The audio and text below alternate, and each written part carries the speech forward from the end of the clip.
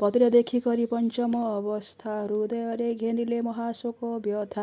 ବୋଇଲେ ମୋ ବୋଲ ନ କରି ପ୍ରାଣ ନାଥ, ଶୋଇଲ ରାମ କାଣ୍ଡେ ହୋଇନ ଅନାଥ। ଆହେ ରାମ ମୋର ପତିର ପ୍ରାଣ ହରି, କାହିଁ ପାଇଁ କି ମୋତେ ରଖିଛ ନ ମାରି। ତୁମ୍ଭେ ନ ମାଇଲେ ତ ମଲିନି ମୁଁ ଏବେ, ସ୍ତ୍ରୀ ହତ୍ୟା ଦୋଷଟି ପାଇବା ହୋଇବେ। ଏହି ରୂପେ ରାମଙ୍କୁ କହି କରି ତାରା, ନୟନରୁ ବଞ୍ଚିଲେ ବହୁ ଅଶ୍ରୁଧାରା। ଅଙ୍ଗଦକୁ ବୋଇଲେ ଆମ୍ଭେ ମଲୁ ବାବୁ, ଏଣିକି ତୋ ଅଦୃଷ୍ଟେ ଥିବ ଯା ଭୁଞ୍ଜିବୁ। ରାମକାଣ୍ଡ ଘାତରେ ବାଳୀଙ୍କର ପ୍ରାଣ, କଣ୍ଠ ତଟରେ ଆସି କରିଥିଲା ସ୍ଥାନ। ଯିବାର ସମୟକୁ ଜାଣିକରି ବାଳୀ, କାଢ଼ିଲେ ନିଜ ବେକୁ ଇନ୍ଦ୍ର ଦେବା ମାଳି। ସୁଗ୍ରୀବଙ୍କ ଗଳାରେ ନେଇ ଲମ୍ବାଇଲେ, ଲାଗିଲା ତୋତେ ବାବୁ ଅଙ୍ଗଦ ବୋଇଲେ। ସୁଗ୍ରୀବ ତେତେବେଳେ କଲେ ଯେଉଁ ଡକା, ତାହା କହିଲେ ଏବେ ହୋଇବ ତା ଟକା। ବାଳୀଙ୍କର ମରଣ ଉତ୍ତାରୁ ବହନ, କରାଇନ ବାଳିକି ଶ୍ରୀରାମ ଦହନ। ସୁଗ୍ରୀବଙ୍କୁ ତାରାଙ୍କୁ ବହୁତ ପ୍ରବୋଧି, କହିଲେ ତାଙ୍କୁ ପୁଣି ବହୁ ଶାସ୍ତ୍ର ବିଧି। ସେ ଦୁହିଁଙ୍କି କରିଣ କିଷ୍କିନ୍ଧ୍ୟା ନାୟକ, ଦେଖିକରି ଆଗମ କାଳ ପ୍ରାବଟକ। ମାଲ୍ୟବନ୍ତ ଗିରିର ଗୁହାରେ ରହିଲେ, ସୀତାଙ୍କୁ ନୀତି ନୀତି ସୁମରି କାନ୍ଦିଲେ। ସେହିଠାରେ ରଘୁନନ୍ଦନ ତୁଲେ ଭେଟ, ହୋଇଲା ମୋହର ହେ ପାଣ୍ଡୁଙ୍କର ଚାଟ। କାଳିକା ଚଉଦିଗ ଦିଅନ୍ତେ ଘୋଡ଼ାଇ, ସୁମରି ପ୍ରାଣ ପ୍ରିୟା ବାଳଚନ୍ଦ୍ର ମୋହି। ବୋଲନ୍ତି ପ୍ରିୟା ଥିବା ଦିଗରେ କାଳିକା, ନୁହ ଉଦେ ପାଳିବ ଦେଖି ତୋତେ ଡକା। ଏହି ରୂପେ ବରଷା କାଳ ଶେଷ କରି, ଶରଦ ଆଗମନ ଦେଖି ଚାପ ଧାରି।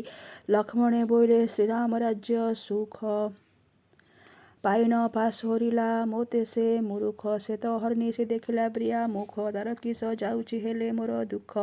ଲକ୍ଷ୍ମଣ ବୋଇଲେ ହେ ବୋଲ ରଘୁ ସାଇଁ, ଅଙ୍ଗଦକୁ ରାଜ୍ୟେ କରିବି ରାଜା ମୁହିଁ। ଶ୍ରୀରାମ ବୋଇଲେ ନ କଲେ ତୁମ୍ଭ ବୋଲ, ତେବେ ତାକୁ ମାରିବ ହେବାକୁ ଆମ୍ଭ ଭଲ। ବହୁ କାଳରୁ ତ ଦୁଃଖରେ ସୂର୍ଯ୍ୟାତ୍ମଜ, ଦିନ ନେଉଥିଲେ ପାଇଲେ ଏବେ ରାଜ୍ୟ। ଏହି ସକାଶରୁଟି ଥରେ ସହିପାର, ତାଙ୍କ ଦୋଷ ଉଚିତ ହେ ଲକ୍ଷ୍ମଣ ବୀର। ରାମଙ୍କର ଆଜ୍ଞାରେ କରେ ଧନୁ ଧରି, ବାହାରିଲେ ଲକ୍ଷ୍ମଣ କିଷ୍କିନ୍ଧ୍ୟା ନଗରୀ। ଅନିବାରିତ ହୋଇ କିଷ୍କିନ୍ଧ୍ୟା ଦୁଆରେ, ଛିଡ଼ା ହୋଇଲେ ମତ୍ତ କେଶରୀ ପ୍ରକାରେ। ସୁଗ୍ରୀବ ତାହା ଶୁଣି ନ ଆସିଲେ ଡରି, ପେଶିଲେ ତାଙ୍କ ପାଶେ ଭାର୍ଯ୍ୟା ତାରା ନାରୀ। ସେ ବିଂଭୋଷ୍ଟିପତି କୋଳରୁ ବେଗେ ଉଠି, ଆସିଲେ ବାଳ ଫିଟି ପିଠି ଦେଶେ ଲୋଟି। କରୁଥିଲା ତ କେକି ପୁଚ୍ଛକୁ ଧିକ୍କାର, ତମାଳର ଦଳକୁ କରିଦେଇ ଛାର। ଉନ୍ନିଦ୍ରରୁ ନେତ୍ର ପଲକ ଥରେ ଥରେ, ପଡ଼ୁଥିଲା ଚାଲି ଯିବାରୁ ସେ ମନ୍ଥରେ। ପକ୍ୱ ବିମ୍ବରେ କିର ଚଞ୍ଚୁଘାତ ପରି, ଅଧର ଦେଶେ ଥିଲା ଦନ୍ତ ଚିହ୍ନ ପରି।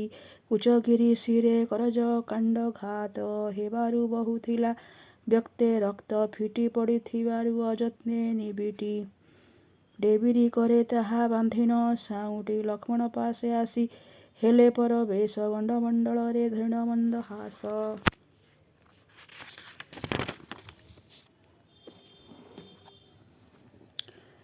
ହୋଇଲେ ସୁଗ୍ରୀବ ତଟଇ ତୁମ୍ଭରି, କି ଯଶ ପାଇବ ଆପଣା ଲୋକ ମାରି। ତାଙ୍କୁ ଦେଖି ଲଜ୍ଜାରେ ଲକ୍ଷ୍ମଣ ବଦନ ପୋତି କରି, କହିଲେ କ୍ରୋଧରେ ବଚନ। ରାମ କାର୍ଯ୍ୟ ନ କରି ଘରେ କପି ସାଇଁ, ଶୋଇଅଛନ୍ତି କିମ୍ବା ମହାସୁଖ ପାଇ।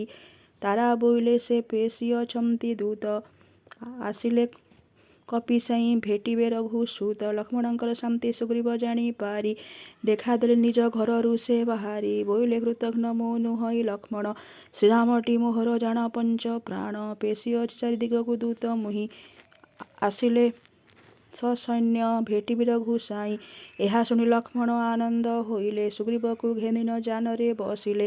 ମାଲ୍ୟବନ୍ତ ପର୍ବତେ ହୋଇଲେ ପ୍ରବେଶ, ନମିଲେ ଦୁହେଁ ଯାଇ ରାମ ପାଦ ଦେଶ। ରାମ ବୋଇଲେ ଯେ ମୋହଠାରେ ତ ହେଳା, କଲ ଶୋକ ସିନ୍ଧୁରେ ବୁଡ଼ିଛି ମୋ ଭେଳା। ଏହି କାଳେ ଭୂମିରୁ ଉଡ଼ି ମହାଧୂଳି, ଘୋଡ଼ାଇ ଦେଲା ରଶ୍ମି ମାଳୀଙ୍କ ମଣ୍ଡଳୀ। ବନ ତୁଲେ ପର୍ବତମାନେ ଟଳି ଗଲେ, ଶେଷଦେବ ଧରଣୀ ଧରି ନ ପାରିଲେ।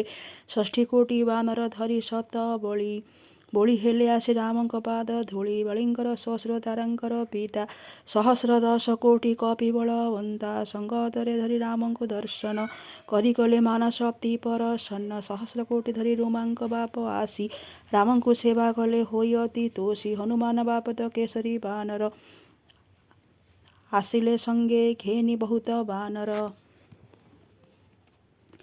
ଷଷ୍ଠୀ ସହସ୍ର କୋଟି ଗୋଲାଙ୍ଗୁଡ଼ା ଗୋଟି କରି ରାମ ପାଶେ ଆସିଲେ ଗବାକ୍ଷଟି ଲକ୍ଷ କୋଟି ରକ୍ଷ ଧରିଣ ଜାମ୍ବବାନ ଆସିଲେ ବେଗ ହୋଇ ପୁରୀଗିରି ବନ ଗବୟ ନାମେ ଯେଉଁ ବାନର ବେଟାଟି ଆସିଲେ ଥିଲେ ସଙ୍ଗେ କପି ଶତ କୋଟି 50 କୋଟି ଧରି ଆସିଲେ ପନସ କରିବାକୁ ରାକ୍ଷସମାନଙ୍କୁ ବିନାଶ ଅଞ୍ଜନଗିରି ପରି କାୟାକୁ ବିସ୍ତାରି 10 କୋଟି ସଙ୍ଗତେ ଘେନି କରି ହରି ନମିଲେ ଆସୀନ ରାମଙ୍କ ପାଦ ତଳ ନୀଳ ନାମେ ଯେଉଁ ବାନର ମହାବଳ ସହସ୍ର କୋଟି ବାନରଙ୍କୁ ସଙ୍ଗେ ଘେନି ଦଧିମୁଖ ଆସିଲେ ସୁଗ୍ରୀବାଜ୍ଞା ମାନି କୋଟି କୋଟି ବାନର ଘେନି ନ ମଇନ୍ଦ ଭାଇ ତୁଲେ ନମିଲେ ରାମ ପାଦ ଦ୍ୱନ୍ଦ୍ୱ ଗୟ ଯେ 7 କୋଟି ଗନ୍ଧମାଦ ନୁଟି ଲକ୍ଷ କୋଟି ଆଣିଲେ ପୁରିଲା ମହିଟି ଏତେ ତେ ବଳ ଯେ ବଚନରେ ମୋହି କହି ନ ପାରିବି ହେ ଜାଣନର ସାଇଁ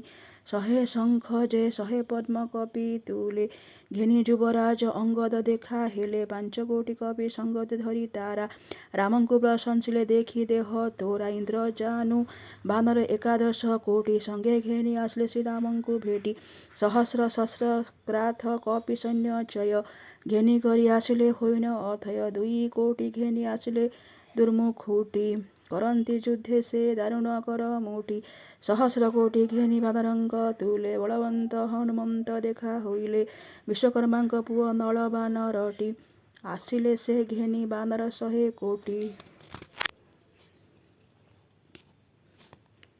ଆଣିଲେ 10 କୋଟି ସଙ୍ଗେ ଦଧି ମୁଖ ଜ୍ୟୋତିରେ ସେ ବଢ଼ାନ୍ତି ଦେଖ ସୁଖ କୁମୁଦ ସୁଷେଣ ଆଣିବା କପି ଘେନି ପୁରୀ ଗଲା ସେ ମାଲ୍ୟବନ୍ତର ଅବନୀ ସମସ୍ତେ ମହାବଳ ମହାପରାକ୍ରମ ମହାକାୟ ଆହେ ନୃପଙ୍କର ଉତ୍ତମ ନଖଦନ୍ତ ଆୟୁଧ ଅଟେ ସବୁଙ୍କରି ଏ ବାହାରେ ପାରନ୍ତି ଅସ୍ତ୍ର ଯୁଦ୍ଧ କରି ସୁଗ୍ରୀବ ସେ ବାନରମାନ ଦେଖି କରି ଚିହ୍ନାଇଲେ ରାମଙ୍କୁ ନାମ ମାନ ଧରି ରାମ ପାଇ ବାନର ସୈନ୍ୟ ହୋଇ ତୋଷ 2 କରେ ଆଉଁସି ଦେଲେ ଥରେ ନିଶ ବୋଇଲେ ମିତ ଏବେ ଲୋକ ପଠିଆଇ ବୁଝାଅ ଜିଛିକି ମରିଛି ବୈଦେହୀ ରାବଣ କେଉଁ ଦେଶେ ଅଛି ଘର କରି ତା ବୁଝି ଆସିବେଟି କପିଏ ତୁମ୍ଭରି ସୁଗ୍ରୀବ ବୋଇଲେ ମୁଁ ତୁମ୍ଭରି ଆଜ୍ଞାରେ 3 ଲୋକ ଖୋଜାଇ ପାରେ କ୍ଷଣ କରେ ଏହା କହି ଡକାଇ ବାନର ବଳକୁ ବସିଲେ ସଭା କରି ତାଙ୍କୁ ପେଶିବାକୁ ବସନ୍ତକୁ ଚାହିଁନ ଆଗ ସେ ବୋଇଲେ ସୀତା ପାଇଁ ପୂର୍ବ ଦିଗକୁ ଯାଅ ଭଲେ ବହୁତ ସୈନ୍ୟ ତୁମ୍ଭ ସଙ୍ଗେ ଘେନିଥିବ ଅଙ୍ଗୁଳି ମାତ୍ର ସ୍ଥାନ ନ ଛାଡ଼ି ଖୋଜିବ ଯୁବରାଜ ଅଙ୍ଗଦ ତୁଲେ ହନୁମନ୍ତ ନଳ ନୀଳ ସୁଷେଣ ତାରା ଜାମ୍ବବନ୍ତ ଗନ୍ଧମାର୍ଦ୍ଦନେ ଦେଇ ବୋଇଲେ ଏ ସନ ଖୋଜିବ ପୁରଗିରି ଗୁହାରି ଅରଣ୍ୟ ଏପରି ସୁଗ୍ରୀବ ବାନର ସୈନ୍ୟ ତୁଲେ ପଠିଆଇ ଦକ୍ଷିଣେ ସୀତା ଖୋଜାଇଲେ ମୁଦିଟି ଦେଇ ହନୁମାନଙ୍କୁ ଶ୍ରୀରାମ ବୋଇଲେ ହନୁ ତୁମ୍ଭେ ବଳିଙ୍କ ଉତ୍ତମ ସୀତାଙ୍କୁ ତୁମ୍ଭେ ଏକା ପାରିବ ମୋ ଖୋଜି ମହତ କର୍ମ କରିପାର ହେଲେ ଆଜି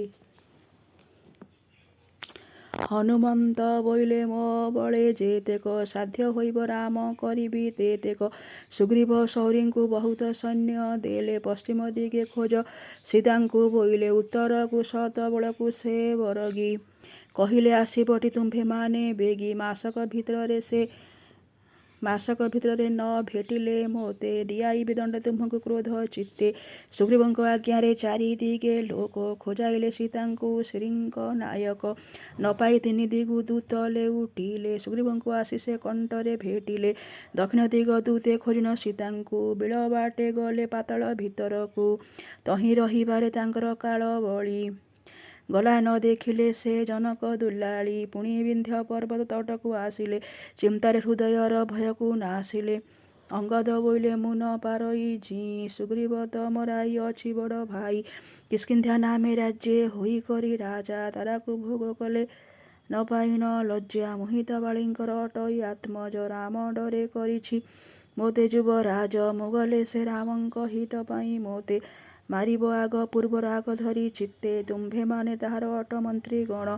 ଜାଣ ତୁଚ୍ଛା ଏଠାରେ ନ ପାଅ ମରଣ। ତା ଶୁଣି କପିଏ ବୋଇଲେ ପାତାଳକୁ ଛାଡ଼ିଲାଇଁ କରିଟି କେଉଁ ବିଚାରକୁ। ତହିଁ ଥିଲେ ରାମ ଲକ୍ଷ୍ମଣଙ୍କର କାଣ୍ଡ ଆମ୍ଭ ଦେହ ମାନକୁ ନ ଦିଅନ୍ତା ଦଣ୍ଡ। ଏହି ରୂପେ ଅନେକ ଶଙ୍କାକୁ ବିଚାରି ମରିବାକୁ ଶୈଲେ କୁଶ ପାଡ଼ି କରି।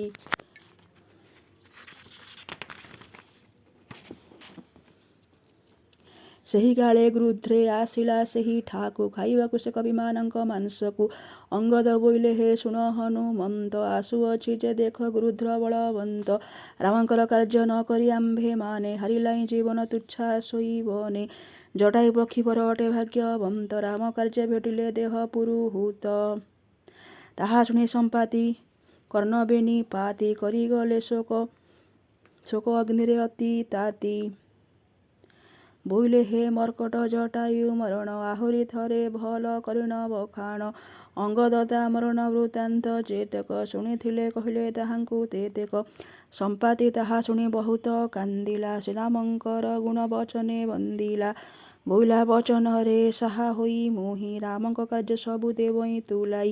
ଏହିଠାରୁ ସତେକ ଯୋଜନ ଅନ୍ତରେ ମହୋଦଧିଙ୍କର ଯେ ସେ ପାରି ଭିତରେ ତ୍ରିକୁଟଗିରିଙ୍କର ତଳେ ଲଙ୍କାପୁର କରିଛନ୍ତି ନିର୍ମାଣ ବିଶ୍ୱକର୍ମା ସ୍ମର। ସେ ମଧ୍ୟରେ ଅଛଇ ଅଶୋକ ବନିତା ତହିଁରେ ସୀତା ରହିଛନ୍ତି ଜାଣ ଏକା। ରାକ୍ଷସୀମାନେ ତାଙ୍କୁ ବେଢ଼ି ବସି କରି ଡରାଇ କହୁଛନ୍ତି ନାନା ରୂପ ଧରି। ତୁମ୍ଭେ ସେହିଠାକୁ ଯାଅ ହେ କପିମାନେ ଦେଖିବ ତ ଜନକ ନନ୍ଦିନୀ ନୟନେ। ଏ ଅନ୍ତେ ରାବଣ ଭୁବନେ କପି ଜନ ଯିବାର ଗତିମାନ କହିଲେ ନ୍ୟୁନ। ହନୁମନ୍ତ ଏକା ବୋଇଲେ ନିଶ ଧରି ବାହାରିଲେ ସୀତା ଖୋଜିବା ଇଚ୍ଛା କରି।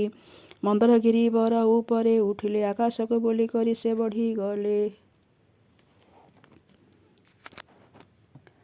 କାନ ଦିଓଟିକି ରେଇଣ ସାଙ୍କୋଡ଼ାଇ ଲାଙ୍ଗୁଳକୁ ଟେକି ଗମିଲେ ବେଗ ହୋଇ। ତାଙ୍କର ଯିବା ଘାତେ ସେ ବିନ୍ଧ୍ୟ ଅଞ୍ଚଳ ନ ସହିଣ କେତେ ରହିଲା ପଶିତଳ। ମୈନାକ ପର୍ବତ ତୂଳେ ଦେଖା ହେଲେ ତା ବୋଲେ ତାର ଶିଖେ ଫଳକୁ ଖାଇଲେ। ଦାସୀକୁ ଉଡ଼ିଯିବା ବେଳରେ ରାକ୍ଷସୀ ଭେଟ ହେଲା ତାହାକୁ ପକାଇଲେ ନାଶି।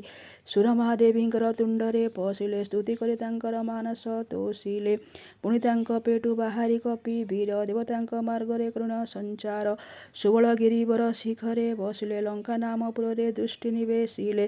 ଭାବିଲେ କଳ ବିନା ବଳେ ଏ ପୁରକୁ ଯାଇ ନ ପାରିବ ମୁଁ ଦେଖି ତ ସୀତାଙ୍କୁ। ଏହି ରୂପେ ବିଚାର କରି କପିବୀର ଧରି ସନ୍ଧ୍ୟା କାଳରେ ଗୁପ୍ତ ଶରୀର ରାବଣର ପୁରରେ ପ୍ରବେଶ ହୋଇଲେ। ବାଟରେ ଲଙ୍କା ରାକ୍ଷସୀଙ୍କି ସେ ଭେଟିଲେ ସେ ଦେଖିଲେ। ସେ ବୋଇଲେ ଆରେ ମର୍କଟ ହେଲୁ ବାଇ ପାରିବୁ କି ଯାଇ ତୁ ମୋତେ ବଳିଆଇ। ଏହା ଶୁଣି ତାହାକୁ ମାଇଲେ ଚାପଡ଼ ପଡ଼ିଲା ମୁହଁ ମାଡ଼ି ଭାଜିଲା ଗାଲ ହାଡ଼। ସେ ଲଙ୍କେଶ୍ୱରୀ ପୁଣି ଜ୍ଞାନ ଅଙ୍କେ ବହି କହିଲା ଏହା ହନୁମନ୍ତ ମୁଖ ଚାହିଁ। ବ୍ରହ୍ମା ଯେଉଁ କାଳରେ ଲଙ୍କା ସରଜିଲେ ମୋତେ ଅଧିଷ୍ଠାତ୍ରୀ ଦେବତା ଏଥି କଲେ। କହିଥିଲେ ତୋତେଟି ମାଇଲେ ମାଙ୍କଡ଼ ଜାଣିବୁ ତେବେ ଜୟ ହୋଇବ ଏ ଗଡ଼। ଏବେ ତୁ ମାଙ୍କଡ଼ ମାଇଲୁ ମୋର ଦେହେ ଜାଣିଲି ନାଶ ଯିବେ ରାକ୍ଷସେ ତୋ କୋହେ। ଏହା କହି ରାକ୍ଷସୀ ହୁଅନ୍ତେ ଅନ୍ତର ଧ୍ୟାନ ହନୁମନ୍ତ ସେଠାରୁ କୃଣ ଗମନ। ରାକ୍ଷସମାନଙ୍କ ପୁରକୁ ଖୋଜି ଖୋଜି ନ ଦେଖି ସୀତା ମୁଖ ଦୁଃଖ ଜଳେ ମଜି। ରାବଣର ଶୋଇବା ପୁରରେ ପଶିଲେ ତା ଭାରିଜାମାନଙ୍କେ ଦୃଷ୍ଟି ନିବେଶିଲେ। ଦେଖିଲେ ଦେବ ଯକ୍ଷ ଗନ୍ଧର୍ବ ମନୁଷ୍ୟ ନାରୀମାନେ ହୋଇ କରି ଯେ ଦିବ୍ୟ ବେଶ। ରାବଣର ତିନି ପଟ ଯାକରେ ବେଢ଼ି ପଡ଼ିଅଛନ୍ତି ଶୋଇ ଚିତି ହୋଇ ପଡ଼ି। ମୟଦଇତର ଦୁହିତା ମନ୍ଦୋଦରୀ ସେ ଏକା ଶୋଇଛି ତାହାକୁ କୋଳେ ଧରି। ସୁନ୍ଦର ପଣରେ ସେ ଜଗତେ ବିଦିତ ହୋଇଅଛି ସକଳ ଲକ୍ଷଣେ ଲକ୍ଷିତ। ହନୁମନ୍ତ ମନରେ ସୀତା ବିଚାରି ଗଲେ ତାର ପାଶକୁ ଚାଲି ଧୀର କରି। ପୁଣି ମନେ କଲେ ମୋତେ ବା ବାମ ବିଧି ଜାତିକି ଅନୁରୂପ ହେଲା ମୋର ବୁଦ୍ଧି। ରାମଙ୍କୁ ଛାଡ଼ି କରି ସୀତା ପତିବ୍ରତା କରିବେ କି ଭୋଗ ରାବଣ ପାପ କର୍ତ୍ତା। ଏରୂପେ ଅନେକ ସନ୍ତାପ କରି କରି ଲେଉଟିଲେ କପି ଚିନ୍ତା ମନରେ ଧରି। ବୋଇଲେ ନ ଦେଖିବି ଯେବେ ମୁଁ ସୀତାଙ୍କୁ ଘେନି ଯିବି ଉପାଡ଼ି ଏ ଲଙ୍କା ଗଡ଼କୁ। ରାବଣ ଛାର ବଳଧକୁ ମୋ ନିଅଣ୍ଟ ହେବ ତ ଭିଡ଼ି ଦେଲେ ଫାଟିଯିବ ପେଟ। ଏତେ ଭାବି ଲକ୍ଷ୍ମଣ ଶ୍ରୀରାମ ସୀତାଙ୍କୁ ନମସ୍କାର କରିଲେ ଚାହିଁଣ ପୂର୍ବକୁ। ରୁଦ୍ର ଇନ୍ଦ୍ର ଯମ ଯେ ବରୁଣ କୁବେର ଏମାନଙ୍କୁ ମଧ୍ୟ କରୁଣ ନମସ୍କାର। ସମ୍ପାତି କହିବାର କଥାକୁ ଚିତୋଇ ଗଲେ ଅଶୋକ ବନେ ବାହୁକୁ କମ୍ପାଇ। ସେହି ବନର ଗଛମାନେ ଅତି ଉଚ୍ଚ ହୋଇ ହୋଇ ଅଛନ୍ତି ଫୁଲ ଫଳେ ସଞ୍ଚ। କେତେ ବୃକ୍ଷ ଡାଳକୁ ଡାଳ ଛନ୍ଦା ଛନ୍ଦି ହେବାରୁ କରନ୍ତି ନୟନ ବେନି ବନ୍ଦୀ। ଅବସନ୍ତରେ ତହିଁ ବହିନ ବସନ୍ତ କରୁଅଛି ତରୁଲତାକୁ ପଲ୍ଲବିତ। ସେବନର ଶିଶୁପା ବୃକ୍ଷର ମୂଳରେ ସୀତା ବସି ଅଛନ୍ତି ଅତି ବିକଳରେ। କେବଳ ବୋଲୁଛନ୍ତି ତୁଣ୍ଡେ ରାମ ବାଣୀ ଚାହିଁଛନ୍ତି ଯେ ସନେ ଯୁଥ ବଣାଏଣି। ହୃଦୟରେ ଘେନି କରି ସେ ମହାବ୍ୟଥା ଥରେ ଥରେ ପୋତି ଦେଉଅଛନ୍ତି ମଥା। ଚନ୍ଦ୍ରରେଖା ରାହୁରେ ହେବା ପରିଗ୍ରସ୍ତ ହୋଇଛି ରାକ୍ଷସୀରେ ସୀତା ଶୋଭାଗ୍ରସ୍ତ ହୋଇଅଛନ୍ତି ଅତି ମଳିନତା ବାସୀ। ଦେହରେ ଧୂଳି ପଡ଼ି ରହିଛନ୍ତି ବସି। ଏହା ଦେଖିନ ହନୁମନ୍ତ ମହାବୀର ମନେ କଲେ ଏକା ଭାର୍ଯ୍ୟା ରାମଙ୍କର। ଏହି ସମୟରେ ସେ ରାବଣ ରାକ୍ଷସ ନିଦ୍ରା ତେଜି ଆସିଲା ସୀତାଙ୍କର ପାଶ। ସଙ୍ଗତରେ ତାରା ଅଛନ୍ତି କାମିନୀଏ ଚନ୍ଦ୍ର ପାଶେ ତାରାଙ୍କ ଥିବାର ପରାଏ। ସ୍ତ୍ରୀମାନଙ୍କର ପାହୁଡ଼ର ଶବ୍ଦ କରାଇଲା ସେ ବନ୍ୟଜନ୍ତୁଙ୍କୁ ସ୍ତବ୍ଧ। କେଉଁମାନେ କରେ ଅଛନ୍ତି ଧରି ବୀଣା ଗାଉଛନ୍ତି କୋକିଳ ସ୍ୱର କରି ଝୀଣା। କେତେ ନାରୀ ହୋଇନ କାମରେ ଲମ୍ପଟ ପାଖେ ଠାଇ ପକାଉଅଛନ୍ତି ଆଲଟ। କେତେ ସ୍ତ୍ରୀ ଛତି ଟେକି ଅଛନ୍ତି କରେ ପଡ଼ିବାକୁ ତାହାର କାକର ମୁଣ୍ଡରେ। କେତେ ନାରୀ ପକାଉଅଛନ୍ତି ଛାମର ମନରେ କରି ବୋଲିବାକୁ ସେ ଆମ୍ଭର। ଏହି ରୂପେ ସୀତାଙ୍କ ସମୀପେ ସେ ପାପ ମିଳିଲା ଦେହଜ୍ଞାନ କାମେ କରି ଲୋପ। ହନୁମନ୍ତ ତା ଦେଖି ଭାବିଲେ ହୃଦରେ ଲୁଚାଇବି କାୟା ମୁଁ ଏ ବନ ମଧ୍ୟରେ। ପାପୀ କି ପାପଟି କହିବ ସୀତାଙ୍କୁ ଶୁଣିଥିଲେ ସିନା କହିବି ମୁଁ ରାମଙ୍କୁ।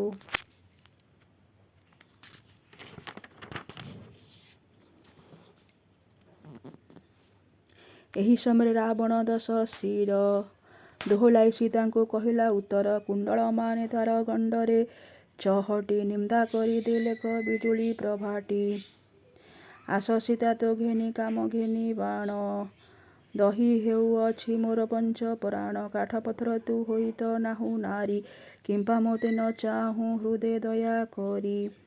ଯେତେ ତୋତେ କହିଲିନି ମୁହିଁ ସୁମନା ଦିଅନ୍ତାଣି ବର ମୋତେ ଆଗ ସୁମନା। ତୋ ନାମ ଅହର୍ନିଶି ମୋର ଜପା ମାଳି ହେଲା କି କରିବି କହ ତୁ ମୋତେ ବାଳି।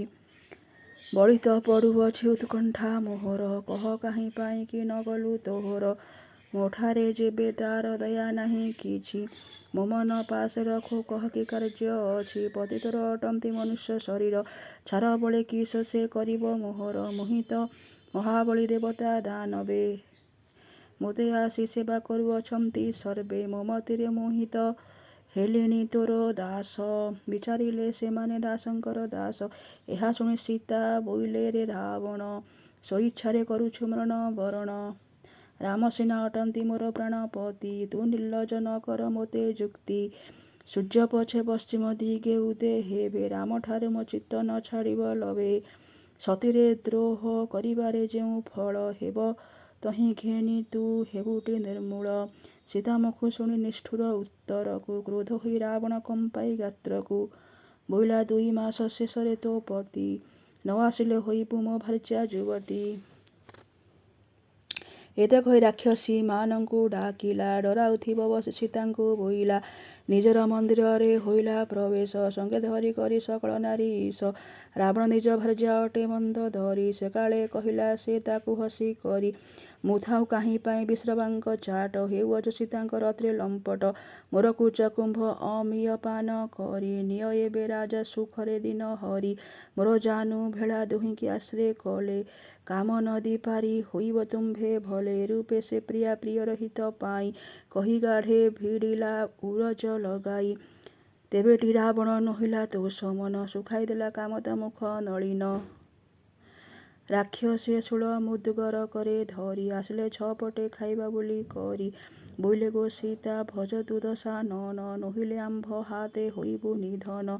ବାଘ ସିଂହ ବିଲୁଆ ଗାଈଙ୍କର ମୁଖ ଘେନି ନ ସରଜିଲେ ସୀତାଙ୍କର ଦୁଃଖ। ସୀତା ତାଙ୍କ କଠାରେ ଅତି ଭୟ ପାଇ ବୋଇଲେ ଦିଅ ପଛେ ମୋର ମାଂସ ଖାଇ। ରାମ ବିନା ଆନକୁ ମୋହର ନୟନ କଦାଚିତ୍ କରିବ ନାହିଁଟି ଦର୍ଶନ। ଏହି କାଳେ ରାକ୍ଷସୀ ତ୍ରିଜଟା ବାହାରି କହିଲା ଏ ବଚନ ତାହାଙ୍କୁ ନିବାରି। କାଲି ରାତ୍ରେ ସ୍ୱପ୍ନ ଦେଖିଛି ମୁଁ ଯାହା କହୁଅଛି ଏବେ ଗୋ ବସି ଶୁଣ ତାହା। ରାକ୍ଷସୀ ବୋଇଲେ କି ସ୍ୱପ୍ନ ଦେଖିଛ କହ ଥରେ ଶୁଣିବା ହେଉ ସତ ମିଛ। ତ୍ରିଜଟା ବୋଇଲେ ମୁଁ ସ୍ୱପ୍ନର କଥା କହିବି ବୋଇଲେ ମୋ ହୁଏ ଶୋକ ବ୍ୟଥା।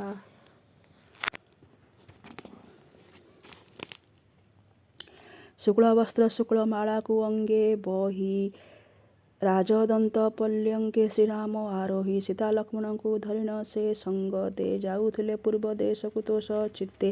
ରାବଣ ରଙ୍ଗ ବସ୍ତ୍ର କଟିଦେ ସେ ପିନ୍ଧି ମସ୍ତକ ମାନକେ ସେ ରୂପେ ପାଗ ବାନ୍ଧି।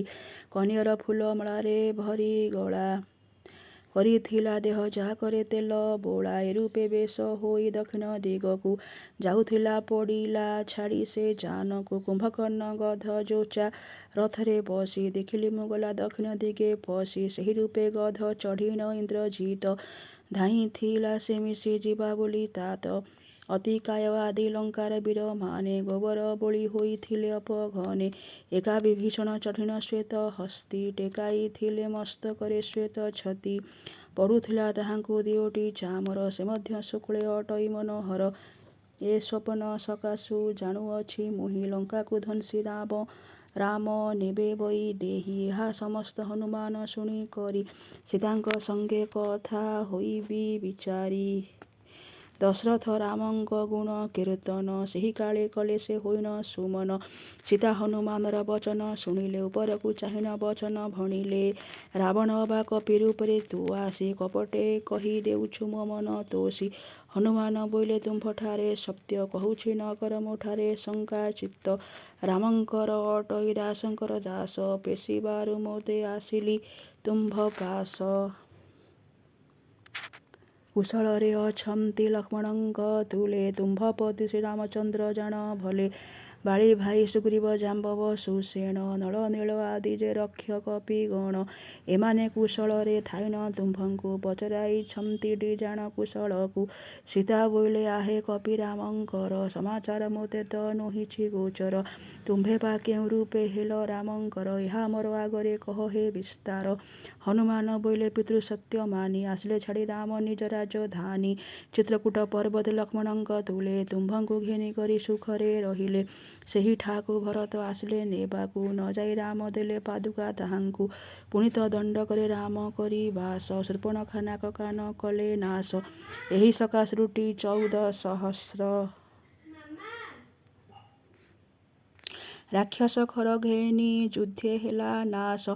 ରାବଣ ତା ଶୁଣି ମାୟାରେ ମୃଗେ କରି ବଞ୍ଚାଇ ଶ୍ରୀରାମ ତୁମ୍ଭଙ୍କୁ ନେଲା ହରି। ରାମ ମୃଗକୁ ମାରି ନ ଦେଖି ତୁମ୍ଭଙ୍କୁ ଗଲେ ଋଷ୍ୟମୁକ ନାମକ ପର୍ବତକୁ। ସୁଗ୍ରୀବ ତୁଲେ ତହିଁ ମୈତ୍ର ହୋଇଲେ ମୈତ୍ର ଛଳେ ଯାଇ ବାଳିକି ମାରିଲେ। କିଷ୍କିନ୍ଧ୍ୟାରେ ସୁଗ୍ରୀବ ହୋଇ ନରବର ଆସିଲେ କଲେ ଆସି ରାମଙ୍କର ପୟର। ସୁଗ୍ରୀବଙ୍କର ଆଜ୍ଞା ମାନି ଆମ୍ଭେମାନେ ତୁମ୍ଭଙ୍କୁଟି ଖୋଜିଲୁ ପଶି ଘୋର ବନେ। ସମ୍ପାତି କହିବାରୁ ସମୁଦ୍ରକୁ ଡେଇଁ ଲଙ୍କାଗଡ଼କୁ ମୁହିଁ ଆସିଲିଟି ଧାଇଁ। ଦଇବରେ ତୁମ୍ଭ ସଙ୍ଗତେ ମୋର ଭେଟ ହୋଇଲା ପାରି ହେଲି ଏ ଘୋର ସଙ୍କଟ।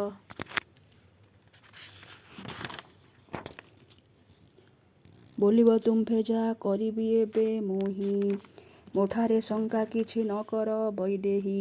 ପବନ ସୁତ ମୋର ନାମ ହନୁମନ୍ତ ମନ କଲେ ଜିଣି ପାରଇ ମୁଁ ଜଗତ।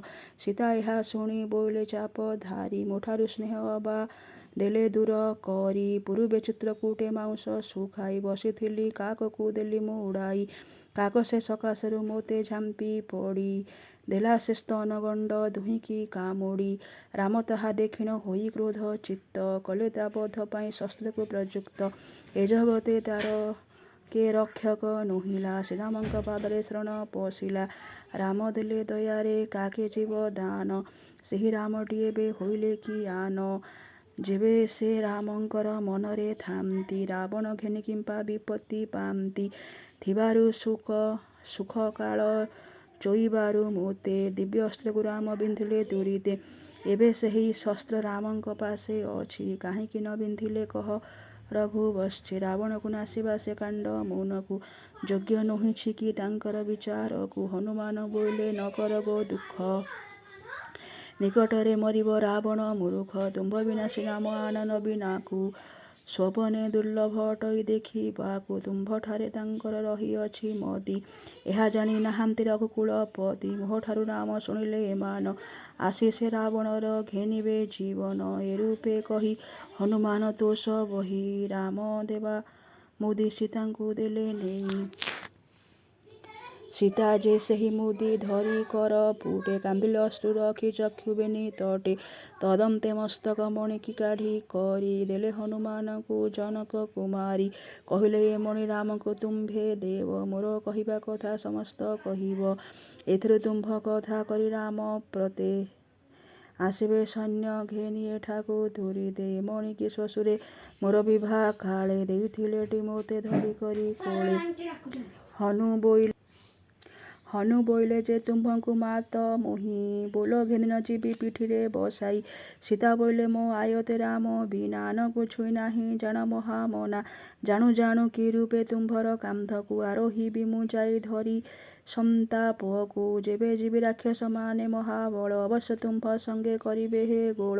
ତୁମ୍ଭେ ତାଙ୍କ ସଙ୍ଗତେ ଯୁଦ୍ଧର ରଙ୍ଗେ ମଜ୍ଜି ଗଲେ ଯିବି ମୁହିଁ ସମୁଦ୍ର ଜଳେ ମଜ୍ଜି। ଏସକାଶୁ ରାମଙ୍କ କାର୍ଯ୍ୟ କରିବାର ତୁମ୍ଭ ବ୍ୟର୍ଥ ହୋଇବ ଆହେ କପି ବୀର। ଏପରି ଯେଉଁ କ୍ଷଣି ସୀତା ଯେ ବୋଇଲେ ହନୁମାନ ମେଲାଣି ହୋଇ ବାହାରିଲେ। ସୀତାଙ୍କ ପାଦ ଦେଶେ କରି ନମସ୍କାର ଅଶୋକ ବନରେ ପଶିଲେ ଯାଇ ବୀର। ସେ କପି ମହାବଳୀ ମନେ ମନେ ପାଞ୍ଚି ବୋଇଲେ କାହିଁ ପାଇଁ ଯିବି ମୁହିଁ ଲୁଚି। ଯୁଦ୍ଧ କରି ଏଥିରୁ ଥୋକାଏ ରାକ୍ଷସ ନାଶ କଲେ ମୋର ପ୍ରକାଶ ହେବ ଯଶ। ଏହି ରୂପେ ବିଚାରି ମନେ ହନୁମାନ ଭାଙ୍ଗିଲେ ବନ ଯୁଝିବାକୁ ଦଶାନନ। ଆହେ ଯୁଧିଷ୍ଠିର ପବନଙ୍କ କୁମାର କଲେ ସେଠାରେ ଯାହା ଶୁଣ ହୋଇ ଧୀର। ଅଶୋକ ବନଙ୍କର ଗଛୁଟି ମାନଙ୍କୁ ଉପାଡ଼ିଲେ ଦେଖାଇ ଦେହ ବିକ୍ରମକୁ। ତାହା ଦେଖି ରାକ୍ଷସୀ ମାନେ ଗୋଟି ହେଲେ ରାକ୍ଷସ ରାଜାକୁ ଗୁହାରି ଯାଇ କଲେ ଅଶୋକ ବନୁଟିରେ କପିଟାଏ ପଶି ଭାଙ୍ଗୁଅଛି ରାଜନ ହୋଇ ଅତି ରୋଷି। ଯମ ବୈଶ୍ରବଣ ଇନ୍ଦ୍ରଙ୍କର ଦୂତ ପରାୟା ତାଙ୍କୁ ଦେଖି ପାଉଅଛି ଚିତ୍ତ। ନୋହିଲେ ବା ଆସିଛି ରାମ ଠାରୁ ଧାଇଁ ସୀତାଙ୍କୁ ତାହାଙ୍କର ଘେନି ଯିବା ପାଇଁ। ଏହା ଶୁଣି ରାବଣ କିଙ୍କର ଗଣଙ୍କୁ ବୋଇଲା ତୁମ୍ଭେ ମାର ଯାଇ ବାନରଙ୍କୁ। ରାବଣର ଆଜ୍ଞା ଅଶିଏ ସହସ୍ର କିଙ୍କର ଚିତ୍ତ ଦେଶେ କରି କ୍ରୋଧ ମିଶ୍ର। ଗଦା ଶୂଳ ଶକ୍ତି ପରିଘ ଧଇଲେ ଧାଇଁ ଆସିନ ହନୁମନ୍ତ ହାତେ ମଲେ। ରାବଣ ଶୁଣି ସେମାନଙ୍କ ମରଣୁଟି କ୍ରୋଧରେ ଦୁଇ ଆଖି ଦେଇନ ତରାଟି। ଦେଖି କୃଣ ପାଶେ ପ୍ରଶସ୍ତ ବେଟାଟି ବୋଇଲା ମୋର ଯାଇ ତୁମ୍ଭେ ବାନରୁଟି। ଜାମ୍ବୁ ମାଳି ବହୁତ ସେନା ଘେନି ତୁଲେ ହନୁମନ୍ତ ସଙ୍ଗତେ ଯୁଝି ନାଶ ଗଲେ। ତଦନ୍ତରେ ମନ୍ତ୍ରୀଙ୍କର ସାତ ସୁତ ପେଶିଲା ତାଙ୍କୁ ହନୁମନ୍ତ କଲା ହତ। ପୁଣି ସେନା ନାୟକ ପାଞ୍ଚୋଟା ବର୍ଗିଲା ହନୁମନ୍ତ ବଳରେ ତାଙ୍କ କ୍ଷୟ ହେଲା। ଜୁଳୁପାକ୍ଷ ଦୁର୍ଦ୍ଧର ଭାସ୍କର୍ଣ୍ଣ ସେମାନଙ୍କ ନାମ ଏହିଟି ରାଏ ଜାଣ। ଅକ୍ଷୟ କୁମାରେ ଡକାଇ ଅଣାଇଲା ଏ ସମସ୍ତ ବୃତ୍ତାନ୍ତ ତାହାଙ୍କୁ କହିଲା। ବୋଇଲା ବାବୁ ଯାଇ ମାର ହନୁମାନ ରଖ ମୋହର ତିନି ଭୁବନେ ମାନ। ତହୁଁ ଅକ୍ଷୟଟି ସାୟକ ମୁଖ୍ୟ ଧରି ବାହାରିଲା ଯୁଦ୍ଧକୁ ଅତି ରାଗ କରି।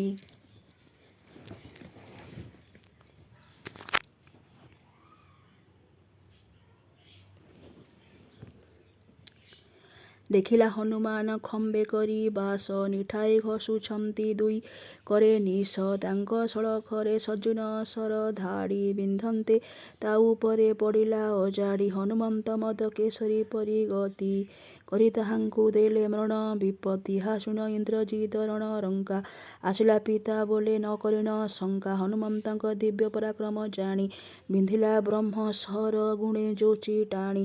ସେ ଶରକୁ ଆକାଶେ ଦେଖି ହନୁମନ୍ତ ବାଜିଲେ କିସ ହେବ ଭାବି ମୋର ଗାତ୍ର। ପୂର୍ବୁ ବ୍ରହ୍ମା ବୋଲେ ଅବଧ୍ୟ ଅଟେ ମୁହିଁ ମୋ ବଧ କରିବାକୁ ଭୂମେ ବୀର ନାହିଁ। ଏହି ସମୟରେ ଯେ ଆସିନ ସେ ଶର ଘୋଟି ନ ଗଲା ହନୁମନ୍ତଙ୍କ ଶରୀର। ସେ ଶର ଘାତରେ ପଡ଼ନ୍ତେ ମୋହ ଯାଇ ଇନ୍ଦ୍ରଜିତ ବାନ୍ଧିଲା ସେହି କ୍ଷଣି ଯାଇ। ରାବଣର ସମୀପେ ଆଣି ତାକୁ ଦେଲା ହନୁମନ୍ତର ମୁଖ ଚାହିଁ ପଚାରିଲା ତୁ କେଉଁ କଥାକୁ ଲଙ୍କାରେ ଏଡ଼େ ପାପ କରମ କଲୁ କହ ଜ୍ଞାନ କରି ଲୋପ। ହନୁମନ୍ତ ବୋଇଲେ ନ ଜାଣ ହେ ମୋତେ ଆସିଅଛି ତୁମ୍ଭଙ୍କୁ ଦେଖିବା ନିମନ୍ତେ। ପବନ ଦେବତାର ଅଟେ ମୁଁ କୁମର, ପ୍ରତି ଜନ୍ମେ ଅଟଇ ଶ୍ରୀରାମ ଚାକର। ଶ୍ରୀରାମ କାଣ୍ଡ କରେ ବାଳିକି ମାଇଲେ, ସୁଗ୍ରୀବକୁ ସେ କିଷ୍କିନ୍ଧ୍ୟାରେ ରାଜା କଲେ। ତୁମ୍ଭେ ଯେଣୁ ସୀତାଙ୍କୁ ଆଣିଲ ଚୋରାଇ, ସେ ସକାଶୁ ମୋତେ ପେଶିଲେ ରଘୁ ସାଇଁ। ରାବଣ ଶୁଣି ବଳି ରାଜାର ମରଣ, ମନେ କଲା ରାମ ବାଣ ତ ବଡ଼ ଟାଣ। ବୁଲାଏ କପିକି ରଖି ନ ଯୋଗାଇ, ମାର ହେ ପ୍ରହସ୍ତ ଏହାକୁ ତୋରା ହୋଇ।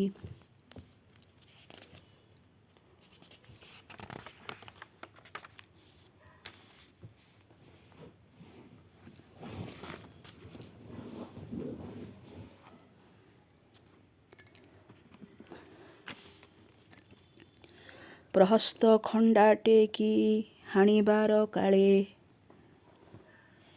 କହିଲେ ବିଭୀଷଣ ରାବଣକୁ ବଳେ।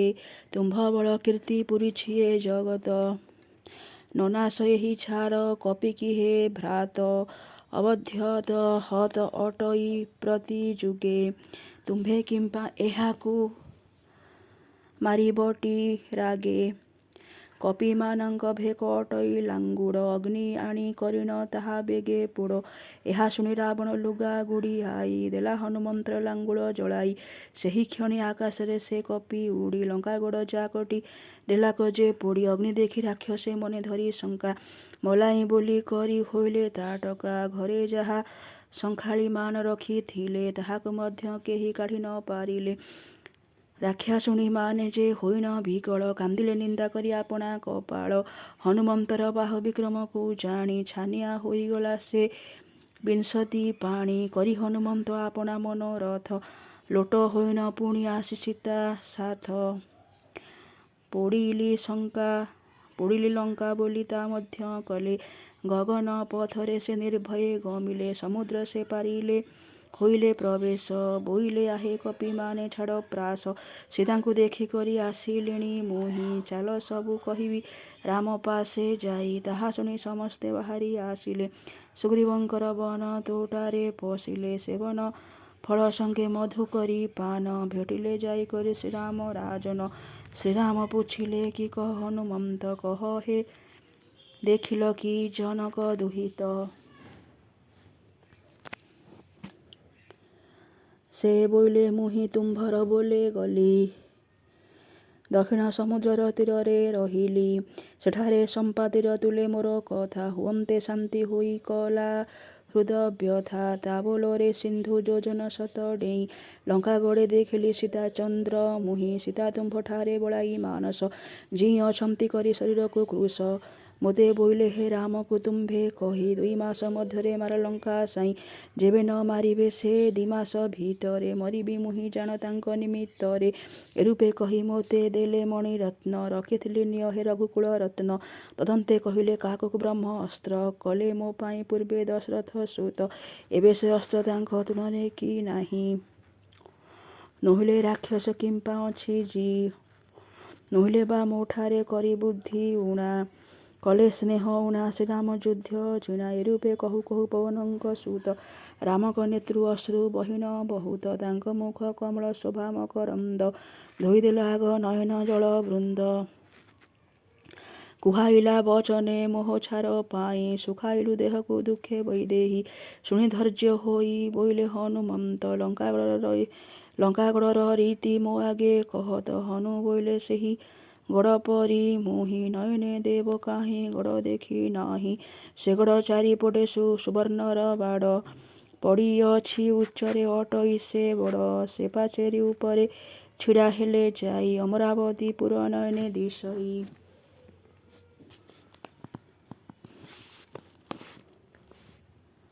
ଜଗତି ଅଟ୍ଟାଳିକା ପ୍ରାସାଦ ଯେ ଛନ୍ତି, ସୁବର୍ଣ୍ଣ ନିର୍ମିତ ଜାଣ ହୋଇଛନ୍ତି। ରତ୍ନଙ୍କରେ ଅତି ସେ ହୋଇବାରୁ ଯୁତ, ସୂର୍ଯ୍ୟଙ୍କର କରକୁ କରଇ ଲୁପ୍ତ। ମନ୍ଦରଗିରି ପରି ସେ ପୁର ଚଉପାଶେ, ପୁରି ରହିଛନ୍ତି ରାଜନ ରାକ୍ଷସେ।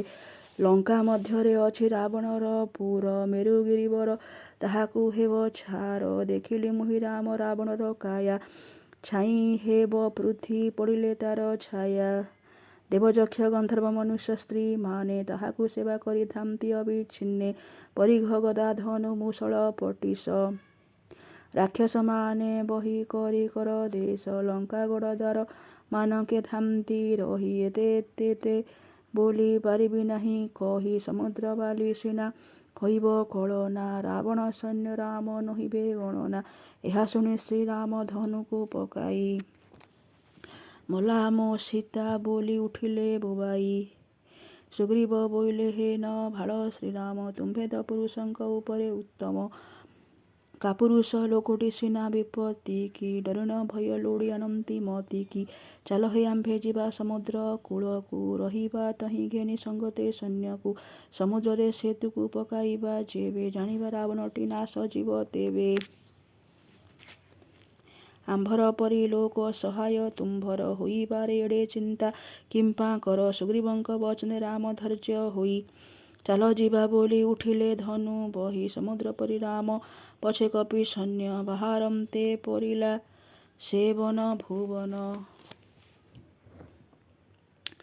କ୍ରମଶରେ ଦକ୍ଷିଣ ସମୁଦ୍ର ତୀରରେ ସୈନ୍ୟ ଘେନି ରାମ ରହିଲେ ତୋଷରେ।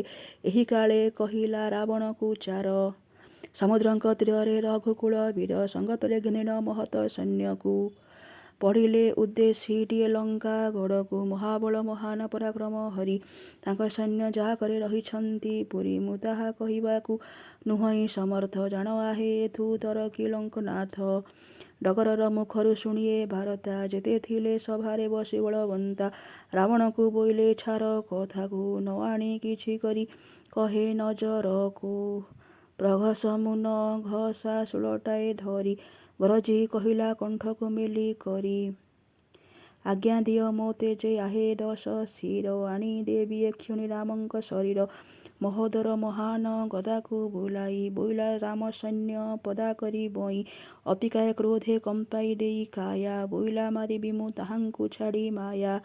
ଯେତେ ତହିଁ ରାକ୍ଷସ ବୀର ବସିଥିଲେ ଏହି ରୂପେ ସମସ୍ତେ ଗରଜି କହିଲେ। ରାବଣ ତାହା ଶୁଣି ହୋଇ ହସ ହସ ଥରେ ଥରେ ଆଉଁସି ଦେଉଥାଏ ନିଶ। ପୁଣି ସର୍ବରାକ୍ଷସେ କହିଲେ ରାମୁଟି ଦେଖିଲେ ତୁମ୍ଭଙ୍କୁ ଯମକୁ ଯିବେ ଭେଟି। ଆମ୍ଭେ ମାରିବାର ଯାଏ ସେ କିମ୍ପା ଥିବ ମନୁଷ୍ୟ ଜନ୍ମ ସିନା କେତେ ତା ପ୍ରାଭବ। ତାହା ଶୁଣି କହିଲେ ଉଠି ବିଭୀଷଣ କହୁଛ କିମ୍ପାଇଁ ମନ୍ତ୍ରୀଏ ବିଡ଼ମ୍ବନ। ଜ୍ୱଳନ୍ତା ଅଗ୍ନି ପରି ରାମଙ୍କର କାଣ୍ଡ ଯେତେବେଳେ ଗର୍ଜି ଖାଇବେ ତୁମ୍ଭ ପିଣ୍ଡ।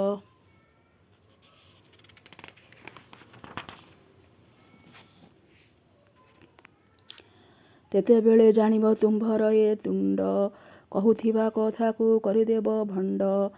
ଯେତେବେଳ ଯାଏଁଟି ସୁଗ୍ରୀବର ଥାଟ ହୋଇନାହିଁ ତୁମ୍ଭର ଦେଶରେ ପ୍ରକଟ ତେତେବେଳେ ଭିତରେ ସୀତାଙ୍କୁଟି ନେଇ ସମର୍ପ ଶ୍ରୀରାମଙ୍କୁ ଆମ୍ଭେ କହୁଥାଇଁ। ଯେତେବେଳ ଯାଏଁ ରାମଙ୍କ ବାଣ ଗଣ ପୁରୀ ରହି ନାହିଁ ଏହି ଲଙ୍କା ଭୁବନ। ତେତେବେଳ ଭିତରେ ଘେନି ମୋ କଥାକୁ ଆଶ୍ରୟ କର ଯାଇ ଶ୍ରୀରାମ ପାଦକୁ। କୁମ୍ଭକର୍ଣ୍ଣ ଇନ୍ଦ୍ରଜିତ ଯେ ଅତି କାୟ ଏହାଙ୍କ ଘେନିକି ରାମର ହେବ ଭୟ। ରାମଙ୍କର ବଳର ଅଧିକ ତୁଲକୁ ନୁହନ୍ତି ଜୁଟିଲେ ଏ ସମାନ ହେବାକୁ। ଜାଣିଥାଅ ରାମର ବାଣ ଅତି ତୀକ୍ଷ୍ଣ ଆଗ ସେ କାଟିବଟି କୁମ୍ଭକର୍ଣ୍ଣ କର୍ଣ୍ଣ। ରହିଅଛି ତ ବେଢ଼ି ସମୁଦ୍ରର ଅମ୍ଭ। ଲଙ୍କାକୁ ସିନା ତୁମ୍ଭେ କର ଏଣୁ ଦମ୍ଭ। ରାମ ମନେ କଲେ ସମୁଦ୍ର ବାନ୍ଧି ସେତୁ ଆସି ରଖିବେ କି ତୁମ୍ଭର ଦେହ ହେତୁ। ବିଭୀଷଣଙ୍କର ଏ ବଚନ ନ ସହି ରାବଣ ବୋଇଲା ମୋ ପାଶୁ ଯାଅ ଭାଇ। ବିଭୀଷଣ ବୋଇଲେ ନୃପକୁଳ ବୁଢ଼ା ତୁମ୍ଭ ପାଶୁ ଯିବାର ମୋର ଥିଲା ଲୋଡ଼ା। ଏହା କହିନ ଚାରି ମନ୍ତ୍ରୀଙ୍କି ଘେନିଲେ ସିନ୍ଧୁ ପାରି ହୋଇ ରାମଙ୍କ ସୈନ୍ୟ ହେଲେ। ସୁଗ୍ରୀବ ଆଗ ତାଙ୍କ ତୁଲେ କଥା ହୋଇ ରାମ ଲକ୍ଷ୍ମଣଙ୍କୁଟି ଭେଟାଇଲେ ନେଇ। ରାମ ଭେଟ ମାତ୍ରକେ ଲଙ୍କାରେ ରାଜନ କରିବା ବୋଲି କରି କହିଲେ ବଚନ। ତଦନ୍ତେ ଲଙ୍କାକୁ ଯିବାର ଉପାୟ ପଚାରନ୍ତେ କହିଲେ ନୌକେଶୀ ପୁଅ ବରୁଣେ ଶରଣ ପଶିଲେ ନୃପୋତ୍ତମ। ସେ ବାଟ ଛାଡ଼ିବେ ତୁମ୍ଭରେ ବହି ପ୍ରେମ।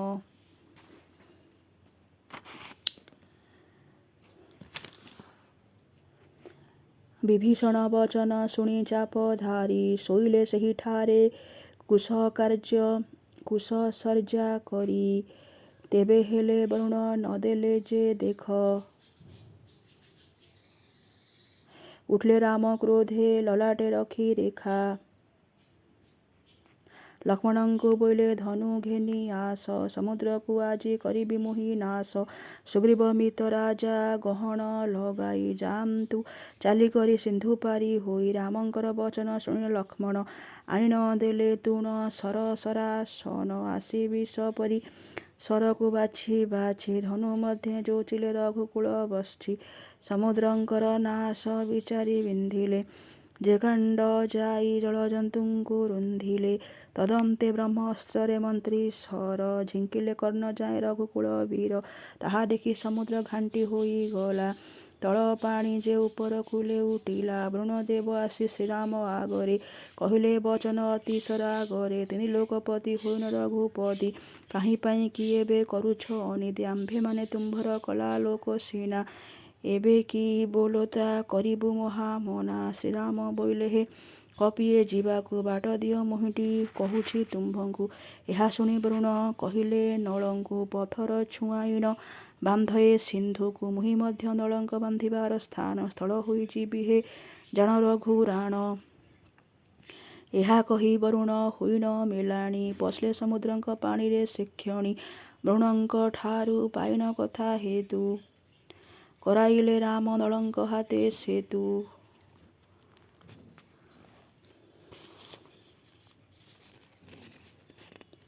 ସୈନ୍ୟ ଘେନି କରିଣ ଲଙ୍କାକୁ ଗମିଲେ, ଲଙ୍କା ଚାରିପଟରେ ବେଢ଼ି ନ ରହିଲେ। ପୂର୍ବରୁ ତ ଶୋକ ସାରଣ ଦୁଇ ବୀର, ଯାଇଥିଲେ ହୋଇନ ରାବଣର ଚାର। କପିଏ ତ ତାଙ୍କୁ ବନ୍ଦୀ ନ ରଖିଥିଲେ, ଲଙ୍କାଗଡ଼ ପ୍ରବେଶ ମାତ୍ରେ ଛାଡ଼ି ଦେଲେ। ସେ ଦୁହିଁକି ଦେଖିନ ରାବଣ ମୂରୁଖ, ପଚାରିଲା କିମ୍ପା ବିମୁଖ ତୁମ୍ଭ ମୁଖ। ସେ କହିଲେ ଆମ୍ଭେ ତୁମ୍ଭର ବୋଲେ ଗଲୁ, କପିଙ୍କର ହାତରେ ବାନ୍ଧଣା ପାଇଲୁ। ଶ୍ରୀରାମ ଅଟନ୍ତି ଧାର୍ମିକ ଦୟାଶୀଳ, ଫିଟାଇ ଦେଲେ ଦେଖି ଆରମ୍ଭ ବିକଳ। ଏହା ଶୁଣି ରାବଣ ଶଙ୍କା ମନେ ଧରି, ଜଗତୀରେ ଉଠିଲା ତାଙ୍କୁ ସଙ୍ଗେ ଧରି। ବୋଇଲା ଏ କପିଏ କାହାରଟି ପୁଅ, ହେ ଶୁକ ସାରଣ ଚିହ୍ନାଇ ମୋତେ ଦିଅ। ସେ ବୋଇଲେ ରାଜନ ଜାଣିଅଛୁ ଯାହା, କହିବୁ ଏବେ ଶୁଣ ମନ ଦେଇ ତାହା। ବାଳୀ ନାମ ମର୍କଟ ଇନ୍ଦ୍ରଙ୍କ କୁମର, ତାହାଙ୍କ ପୁଅ ଏ ଅଙ୍ଗଦ ମହାବୀର। ଏହାଙ୍କୁ ଆଦି ଯେତେ କପି ସେନାପତି, ସମସ୍ତେଟି ଅଟନ୍ତି ଦେବଙ୍କ ସନ୍ତତି। ସୂର୍ଯ୍ୟପୁଅ ସୁଗ୍ରୀବ ହୋଇ ଏଥି ରାଜା, ଏମାନଙ୍କରେ ପାଉଛନ୍ତି ନୀତି ପୂଜା। ଦଶରଥ ନନ୍ଦନ ସୀତାଙ୍କର ବର, ରାମଙ୍କୁ ଦେଖ ବୀରମାନଙ୍କର ବୀର। ତାହାଙ୍କ ଅନୁରୂପ ହୋଇ ତାଙ୍କ ଭାଇ, ଲକ୍ଷ୍ମଣ ରହିଛନ୍ତି ପାଶେ ଛିଡ଼ା ହୋଇ। କେବେ ତୁମ୍ଭ ବଳେ ଏହାଙ୍କ ପରାଜୟ, ହୋଇ ତ ନାହିଁ ଆହେ ରାଜନ ଉଦୟ। ପାଳିବା ମନ ଥିଲେ ଏ ଲଙ୍କା ଗଡ଼କୁ, ଦିଅ ହେ ନେଇ କରି ତାହାଙ୍କ ସୀତାଙ୍କୁ। ନୋହିଲେଟି ବୀରପଣରେ ଧନୁ ଧର, ମଲେ ତ ସ୍ୱର୍ଗପୁର ହୋଇବେ ତୁମ୍ଭର। ରାବଣ ବୋଇଲା ହେ ନୃପଟୁ ଆମ୍ଭେ, ପଚାରିବାରୁ ଯା କହିଲ ଏବେ ତୁମ୍ଭେ।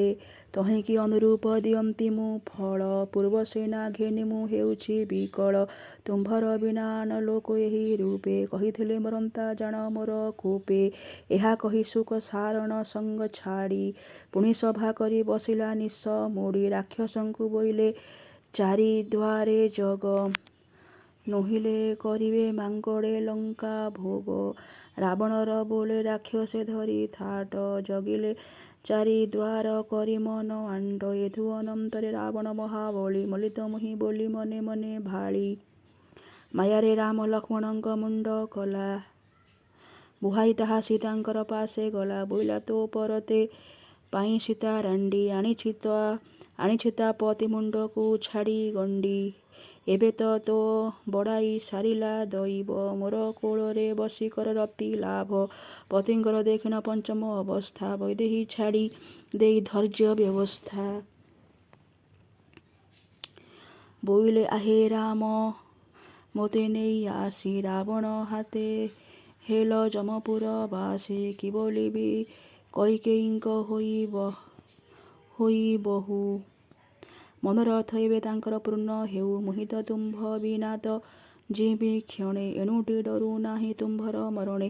କେବଳ ଘେନୁ ଅଛି ଋଷିଙ୍କ ବଚନ, ସତ୍ୟ ବୋଲିବାର ଯେ ହୋଇଗଲା ଆନ ମୋତେ ବାବୁ ଘରରେ ବୁଲୁଥାନ୍ତି ବସି। ମହର୍ଷିମାନେ ସୀତା ତୁହି ନିର୍ଦ୍ଦୋଷୀ ଏବେ କେଉଁ ଦୋଷରୁ ହେଲା ମୋ ଏ ଫଳ? ଜାଣୁଛି କେହି ନ ଜାଣୁଛୁ ତ କପାଳ।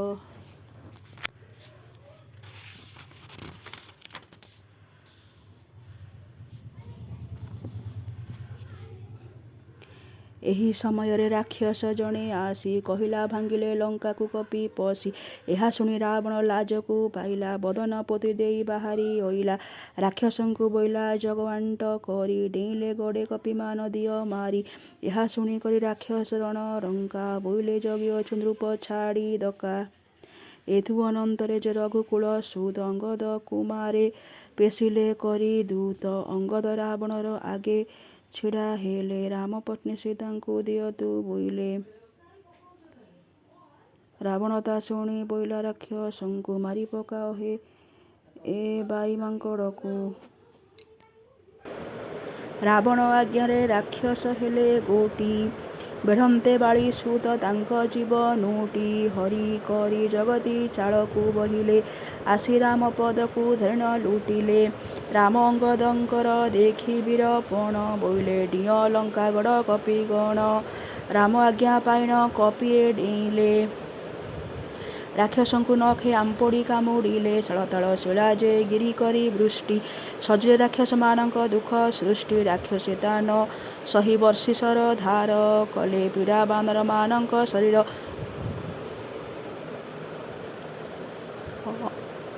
ଅନ୍ୟୋନ୍ୟରେ ବଧ ବୈର ମନେ କରି ହେଲେ ବିଧା ଖୁନ୍ଦା ଚାପଡ଼ା ମରାମରି। ଏହି ସମୟ ସୂର୍ଯ୍ୟ ହୋଇଗଲେ ଅସ୍ତ ହେଲା କପି ରାକ୍ଷସ ପ୍ରାଣ ଯିବା ରାତ୍ର। ସମୁଦ୍ର ପରି ଦୁଇ ସେନାଏ ଗର୍ଜିଲେ ମାରିବାର ସୁଖରେ ସମସ୍ତେ ମଜିଲେ। ଯମଶତ୍ରୁ ମହାପାରୁଷ ମହୋଦର ବଜ୍ର ଦଂଷ୍ଟ ଶୁକ ସାରଣ ଆଦି ବୀର। ଧନୁରେ କାଣ୍ଡ ଯୋଚି କପିଙ୍କ ଆଗରେ ଦେଲେ ପୀଡ଼ା ଘେନି ରାକ୍ଷସ ସଙ୍ଗତରେ। ତାହା ଦେଖିନ ରାମ ଆମଞ୍ଚି କୋଦଣ୍ଡ ସେ ଛଅଙ୍କ ପିଣ୍ଡକୁ କାଣ୍ଡେ ଦେଲେ ଦଣ୍ଡ। ଯୁଦ୍ଧରୁ ପଳାଇଲେ ଅତି ଭୟ ପାଇ ଶେଷକାସୁ ସେ ଷଡ଼ର ଥିଏ ନ ସହି। ରାମଙ୍କର ଶରଥ ଜ୍ୱଳନ୍ତା ଅନଳ ସେ ଯୁଦ୍ଧ ଭୂମି ଦେଶେ ହୋଇନ ପ୍ରବଳ। ପ୍ରଳୟ ମେଘ ପରି ଦିଗମାନ ଘୋଟି କାଟିଲା ରାକ୍ଷସଙ୍କ ମୁଣ୍ଡ କୋଟି କୋଟି। ଏ ରୂପେ ଲକ୍ଷ୍ମଣ କରିନ ବୀରପଣ ଦେଖାଇଲେ ଆପଣା ବାହୁ ବେନି ଟାଣ। ପଶ୍ଚିମ ଦିଗେ ରହିଥିଲା ଇନ୍ଦ୍ରଜିତ ଯୁଝିଲେ ତାଙ୍କୁ ଯାଇ ବାଳୀଙ୍କର ସୁତ କରରେ ବୁଲାଇ ଅଙ୍ଗଦ ଗିରିବର। ଇନ୍ଦ୍ରଜିତଙ୍କର ଭାଙ୍ଗିଲେ ରଥବର ରଥର ଭଗ୍ନ ବେଳେ ଅଶ୍ୱସାରଥୀଙ୍କ ପ୍ରାଣକୁ ଘେନି ଗଲେ ପ୍ରେତଙ୍କ ନାୟକ ଇନ୍ଦ୍ରଜିତ। ତାହା ଦେଖି ଅନ୍ତର୍ଧ୍ୟାନେ ଗଲା ଦେଖୁଥିଲେ ନୟନେ କପିମାନେ ଅଶନି ପରି ପରିଆଣ୍ଟ କାଣ୍ଡକୁ ବିନ୍ଧିଲା କପିଙ୍କ ଅଣ୍ଟା ଠାରୁ କାଟି ପକାଇଲା। ଏହା ସେ କରି ସାରି ନାଗପାଶ ବିନ୍ଧି ରାମ ଲକ୍ଷ୍ମଣଙ୍କୁଟି ପକାଇଲା ବାନ୍ଧି। ଇନ୍ଦ୍ରଜିତ ପାଶରେ ଦୁଇ ଭାଇ ବନ୍ଦୀ ହୋଇ ଶୋଇ ପଡ଼ିଲେ ହେଲା ଶ୍ୱାସ ରୁନ୍ଧି। ସୁଷେଣ ବାଳୀ ସୁତ ଅଙ୍ଗଦ ହନୁମନ୍ତ ଶରଭ ସାନୁପ୍ରସ୍ଥ ବସନ୍ତ ଜାମ୍ବବନ୍ତ। ଏମାନେ ଶାଳ ଶିଳା ଧରି ରାମ ବୋଲେ ମାରିବା ପାଇଁ ଇନ୍ଦ୍ରଜିତକୁ ଯେ ଗଲେ। କେତେକ ଦୂର ଯାଏଁ ଆକାଶକୁ ଯାଇ ଓହରି ଆସିଲେ ତା କାଣ୍ଡକୁ ନ ସହି।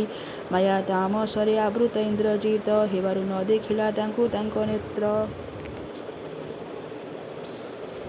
ଇନ୍ଦ୍ରଜିତ ଆକାଶେ ଥାଇ ଗରଜିଲା ରାମକୁ ତୁ ଆଜି ମଲୁ ବୋଲି ତରଜିଲା। ମୋହର ଏ ମାୟାକୁ ଦେଖି ସୁରେଶ୍ୱର ମୋ ଘେନି ଆସିଲେ ସେ ଦେଖି ଲଙ୍କାପୁର। ମନୁଷ୍ୟ ଜନ୍ମ ହୋଇ ମୋ ସଙ୍ଗେ ସାହସ କରି ଯୁଦ୍ଧ କଲୁ ବସିବୁ ଯମପାଶ।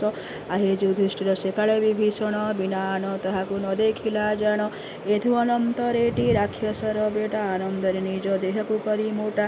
ବାବୁ ରାବଣକୁ ସେ କହିନ ସମସ୍ତ ବୋଇଲା ଭୋଗ କର ସୀତା ଲଙ୍କନାଥ। ପୁତ୍ର ଇନ୍ଦ୍ରଜିତ ବଚନେ ଦୋଷ ବହି ରାବଣ ହସି ଦେଲା ଦେହକୁ ଫୁଲାଇ। ରାକ୍ଷସୀଙ୍କି ବୋଇଲା ମୋ ବୋଲେ ସୀତାଙ୍କୁ ବସାଏ ପୁଷ୍ପକରେ ଦେଖାଅ ରାମଙ୍କୁ। ସେହି କ୍ଷଣି ରାକ୍ଷସୀ ରାବଣ ଆଜ୍ଞାରେ ବସାଏ ସୀତାଙ୍କୁ ପୁଷ୍ପକ ବିମାନରେ। ରାମଙ୍କ ମରିବାର ଦେଖାଇ ତାହାଙ୍କୁ ପୁଣି ଘେନି ଆସିଲା ଅଶୋକ ବନକୁ। ରାମ ନାଗମୟ ପାଶରେ ଦୁଃଖ ଚିତ୍ତ ହୋଇ ସୁଗ୍ରୀବଙ୍କୁ ବୋଇଲେ ହେ ମିତ୍ର ମୋ ପାଇଁ ତୁଚ୍ଛା ତୁମ୍ଭେ ନ ମରାଅ ସୈନ୍ୟ ଯାଉ ଏବେ ବାହୁରେ କିଷ୍କିନ୍ଧ୍ୟା ଭୁବନ। ସୁଗ୍ରୀବ ବୋଇଲେ ତୁମ୍ଭଙ୍କୁ କିଷ୍କିନ୍ଧ୍ୟାକୁ ପଠାଇ ଯାଉଛି ରାବଣ ମାରିବାକୁ। ଏକାଳେ କ୍ରୋଡ଼ ଆସିଲେ ତାଙ୍କ ପାଶ ତେଜରେ ସେ ଅଟନ୍ତି ସୂର୍ଯ୍ୟଙ୍କ ସଦୃଶ। ଗରୁଡ଼ ଆସିବା ଜାଣି ସେ ନାଗସରେ ପଶିଲେ ଯାଇକରି ସମୁଦ୍ର ଭିତରେ। ରାମ ସୁସ୍ଥ ହୋଇନ ଗରୁଡ଼ଙ୍କୁ ଦେଖି ପଚାରିଲେ ଆନନ୍ଦ ଅଶ୍ରୁ ନେତ୍ରେ ରଖି। ଗରୁଡ଼ ବୋଇଲେ ତୁମ୍ଭର ମୋର ସଖ୍ୟ ପୂର୍ବେ ଅଛି ଜାଣ ହେ ନର କୁଳ ମୁଖ୍ୟ।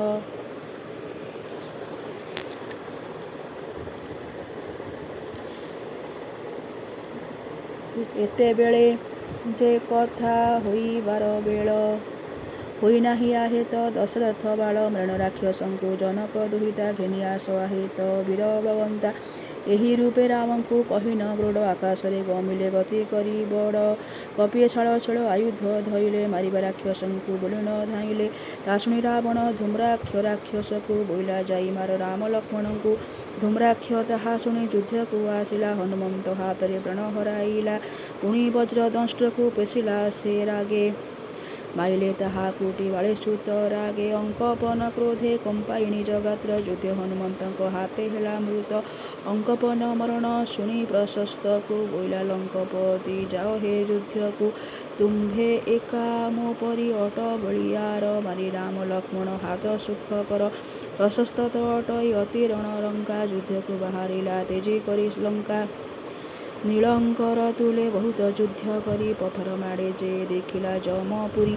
ଏଥୁ ଅନ୍ତେ ରାବଣ ଚତୁରଙ୍ଗ ସୈନ୍ୟ ସଙ୍ଗେ ଘେନି କଲା ରାମଙ୍କୁ ଆୟୋଧନ। ରାମ ରାବଣଙ୍କର ଯୁଦ୍ଧ ହେବା କାଳେ ଲକ୍ଷ୍ମଣ ବାହାରିଲେ ରାମେ କହି ବଳେ।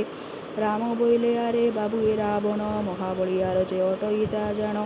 ଧନୁରେ ଆଖି ଦୁଇ ଦେଇନ ନିବେଶି ତା ସଙ୍ଗେ ଯୁଝି ବୁଟି ହୋଇ ନିରଳସୀ। ଲକ୍ଷ୍ମଣ ରାମଙ୍କର ବଚନ ଶୁଣିଲେ ଏହି ରୂପେ କରିବି ବୋଲି ନ ବୋଇଲେ।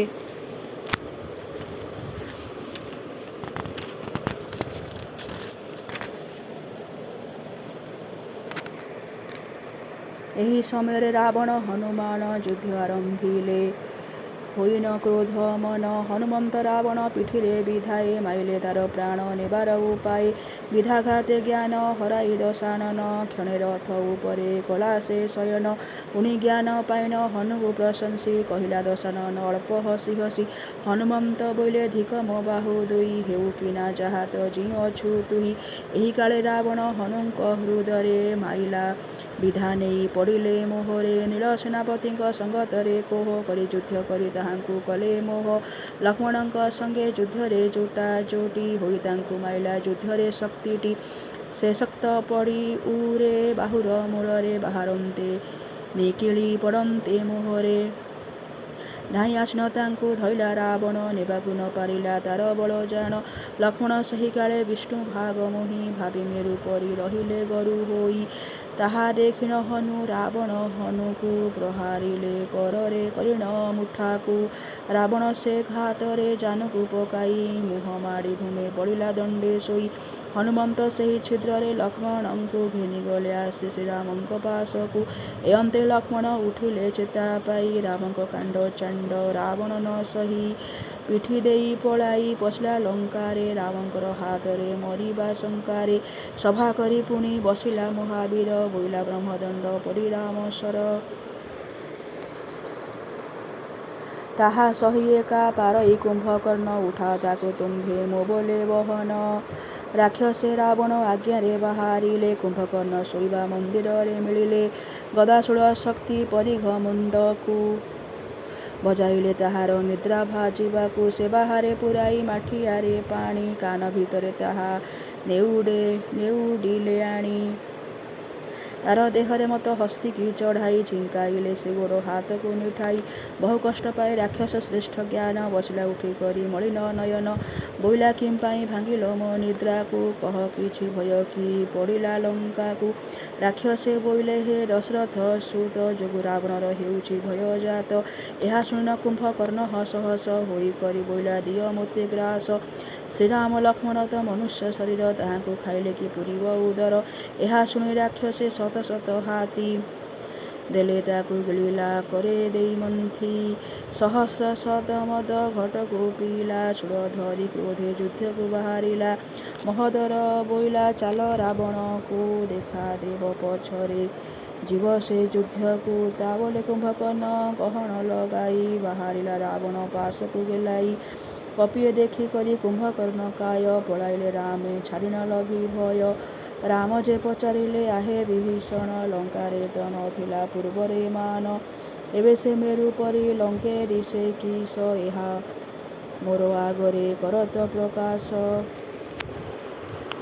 ବିଭୀଷଣ ବୋଇଲେ ରାବଣର ଭାଇ, କୁମ୍ଭକର୍ଣ୍ଣ ବୋଲି ଏହାକୁ ରାମ କହି। ବାଳକ ବୟସେ ବଳି ମହାମନା, ଇନ୍ଦ୍ରଙ୍କର ବଜ୍ରକୁ ନ କଲା ଗଣନା। ଏହାଙ୍କ ପରି ରାକ୍ଷସରେ ବଳିୟାର ନାହିଁ, ରାମ ଖୋଜିଲେ ତିନି ସଂସାର। କ୍ଷଣକରେ ତୁମ୍ଭର ସୈନ୍ୟ ଯାକ ଖାଇ, ପାରଇଟି ସେ ଆହେ ରଘୁକୁଳ ସାଇଁ। ଯତ୍ନ କରି ଏହା ସଙ୍ଗତରେ ଯୁଝିବ, ଦେଖୁଛି ଏହା କାଳ ଖଞ୍ଜିଲା ଦଇବ। ଏହି ସମୟରେ ଯେ କୁମ୍ଭକର୍ଣ୍ଣ ଯାଇ ବସିଲା ଭାଇ ପାଶେ ଛାତିକି ଫୁଲାଇ।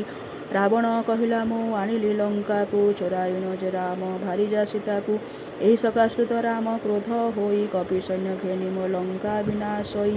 କୁମ୍ଭକର୍ଣ୍ଣ ବୋଇଲେ ଶ୍ରୀରାମ ପ୍ରାଣକୁ ନ ନେଇ, କିମ୍ପା ତାର ଆଣିଲା ଭାର୍ଯ୍ୟାକୁ। ଏହି ଘେନି ରାଜନ ତୁମ୍ଭେ ବିପତ୍ତି, ଅଗ୍ନିମୁଖରେ ପଡ଼ିଯିବ ନିଶ୍ଚେ ତାତି। ଏହା କହି ଯୁଦ୍ଧକୁ ଧରି କରେ ଶୂଳ, ବାହାରିଲା କୁମ୍ଭକର୍ଣ୍ଣ ମହାବଳ। କପି ସୈନ୍ୟ ଦେଖି ନ ମେଲି ଦେଲା ପାଟି, ଗିଳିଲା ଦୁଇ ହାତେ ଧରି ଗୋଟି ଗୋଟି। ତାହା ଦେଖି ନ କରି ବାନରେ ଡରିଲେ, ଛାଟି ପିଟି ଯୁଦ୍ଧ ଭୂମିରୁ ପଳାଇଲେ। ଅଙ୍ଗଦ ଧାଇଁ ଆସି କପିଙ୍କି ଅନାଇ, ବୋଇଲେ ନ ପଳା ପ୍ରାକୃତ ପରା ହୋଇ।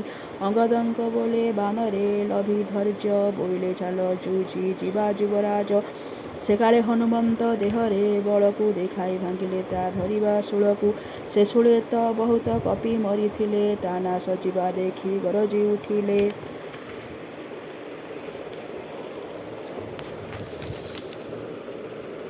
ନଳନୀଳ ସୁଷେଣ ଜାମ୍ବବ ହନୁମାନ, କୁମ୍ଭକର୍ଣ୍ଣ ସଙ୍ଗତେ କଲେ ଆୟୋଧନ। ପଥର ଶାଳ ତାଳ ଶିଳା କରେ ଧରି, ଫିଙ୍ଗି ତହିଁ ଛାଇ ଦେଲେ ତା ଦେହଗିରି। ସେ ସମୟ ସୁଗ୍ରୀବ ଛାଡ଼ି ରାମ ପାଶ, ଯୁଝିଲେ କୁମ୍ଭକର୍ଣ୍ଣ ସଙ୍ଗେ ଧରି ନିଶ। କୁମ୍ଭକର୍ଣ୍ଣ ସୁଗ୍ରୀବ ଦେହେ ଆଣ୍ଟ କରି, ଶୂଳକୁ ଫିଙ୍ଗିଲେ ସେ ମହାକ୍ରୋଧ ଧରି। ସେ ଘାତରେ ସୁଗ୍ରୀବ କପି ମହାରଥା, ପଡ଼ିଲେ ମୋହ ଯାଇ ହୃଦେ ଧରି ବ୍ୟଥା। କୁମ୍ଭକର୍ଣ୍ଣ ତାହାକୁ ହୃଦୟରେ ସେ ଜାକି, ବାହାରିଲା ଲଙ୍କାକୁ ନ ମାନି କପିଙ୍କି। ସୁଗ୍ରୀବଙ୍କୁ ଛଡ଼ାଇ ଆଣିବା ଭାବିଲେ ହନୁମନ୍ତ ଅଙ୍ଗଦ, ତାକୁ ଗୋଡ଼ାଇଲେ ଲଙ୍କାଗଡ଼ ମଧ୍ୟେ ପଶନ୍ତେ କୁମ୍ଭକର୍ଣ୍ଣ। ରାକ୍ଷସମାନେ ଅପି ହୋଇ ତୋଷ ମନ, କୁମ୍ଭକର୍ଣ୍ଣର ଶ୍ରମ ନାଶ ଯିବା ପାଇଁ।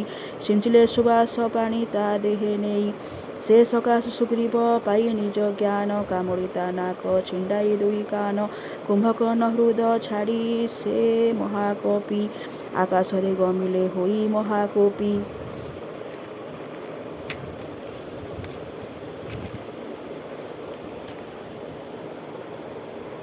କୁମ୍ଭକର୍ଣ୍ଣ ନାଶା ଶ୍ରବଣ ଦେଖି ହତ, ମୁଦ୍ଗର ଧରି ଯୁଦ୍ଧେ ହେଲା ଉପଗତ। ଗିଳନ୍ତେ ମର୍କଟଙ୍କୁ ପଶି କପି ଥାଟେ, ବାହାରନ୍ତି କପିଏ ନାକ କାନ ବାଟେ। ଆସି ବିଷ ଅଗ୍ନି ସଦୃଶେ ସାତ କାଣ୍ଡ, ବିନ୍ଧିଲେ ଲକ୍ଷ୍ମଣ ସେ ରାକ୍ଷସର ପିଣ୍ଡ। କୁମ୍ଭକର୍ଣ୍ଣ ତାହାକୁ ନ କରି ଗଣନା, ଧାଇଁଲେ ତହିଁ ଥିଲେ ରାମ ମହାମନା। ରାମ ରୌଦ୍ର ଅସ୍ତ୍ରକୁ ଧନୁରେ ବସାଇ, ତା ହୃଦ ଦେଶକୁ ବିନ୍ଧିଲେ ରୋଷ ବହି। ସେ ଅସ୍ତ୍ରଘାତ ପାଇ ରାକ୍ଷସ ବ୍ୟଥିତ ହୋଇ, ଜାତ ବେଦକୁ ମୁଖୁ କଲା ଜାତ।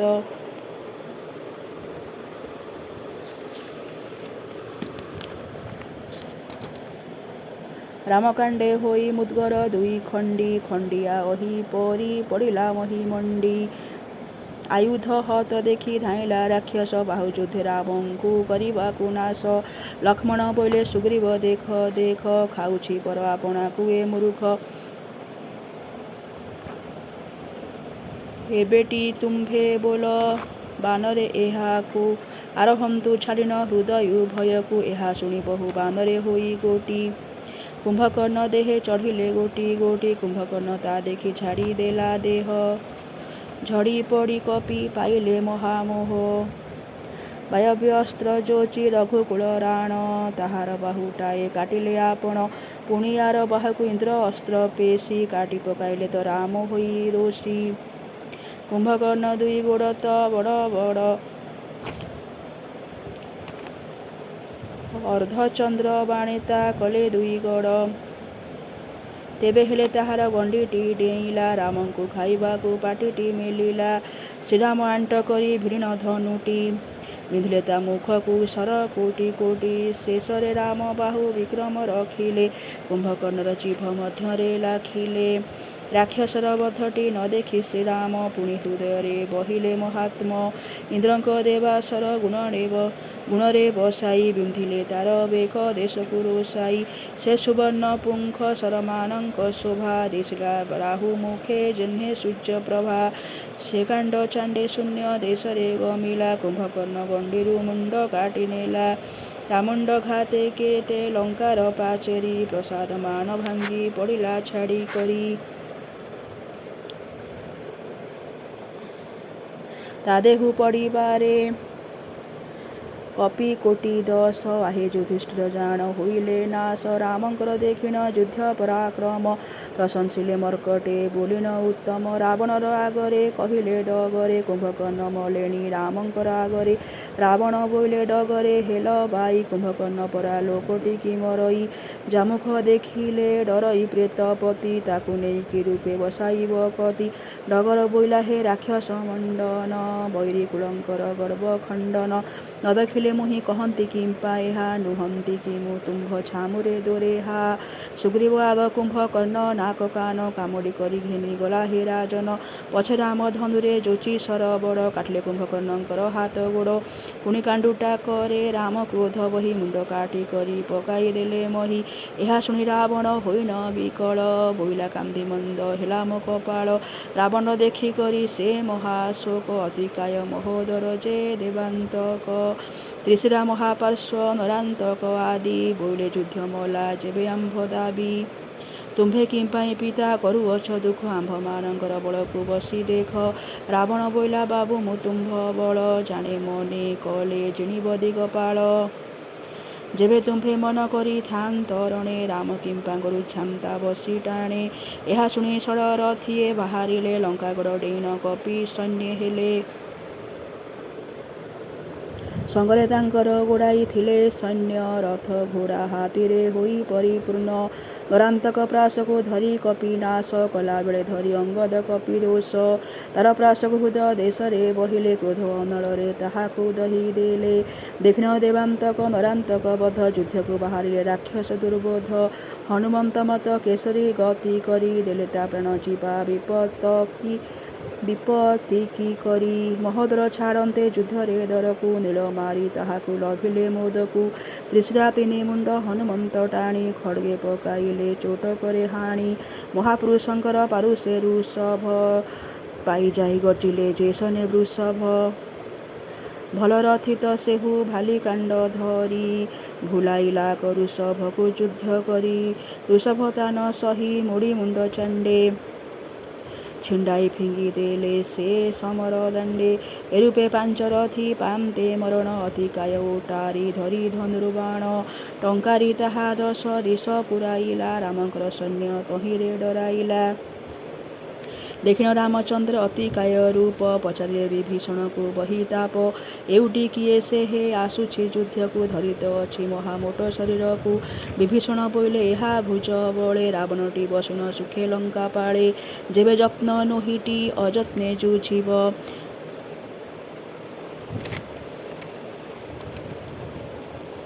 ତେବେଟି ଏ ବାନର କ୍ଷୟକୁ କରିବ ବିଭୀଷଣ କହିବା କାଳେ ଅତିକାୟ ଶରକୁ ବିନ୍ଧି କଲା କପିଙ୍କର କ୍ଷୟ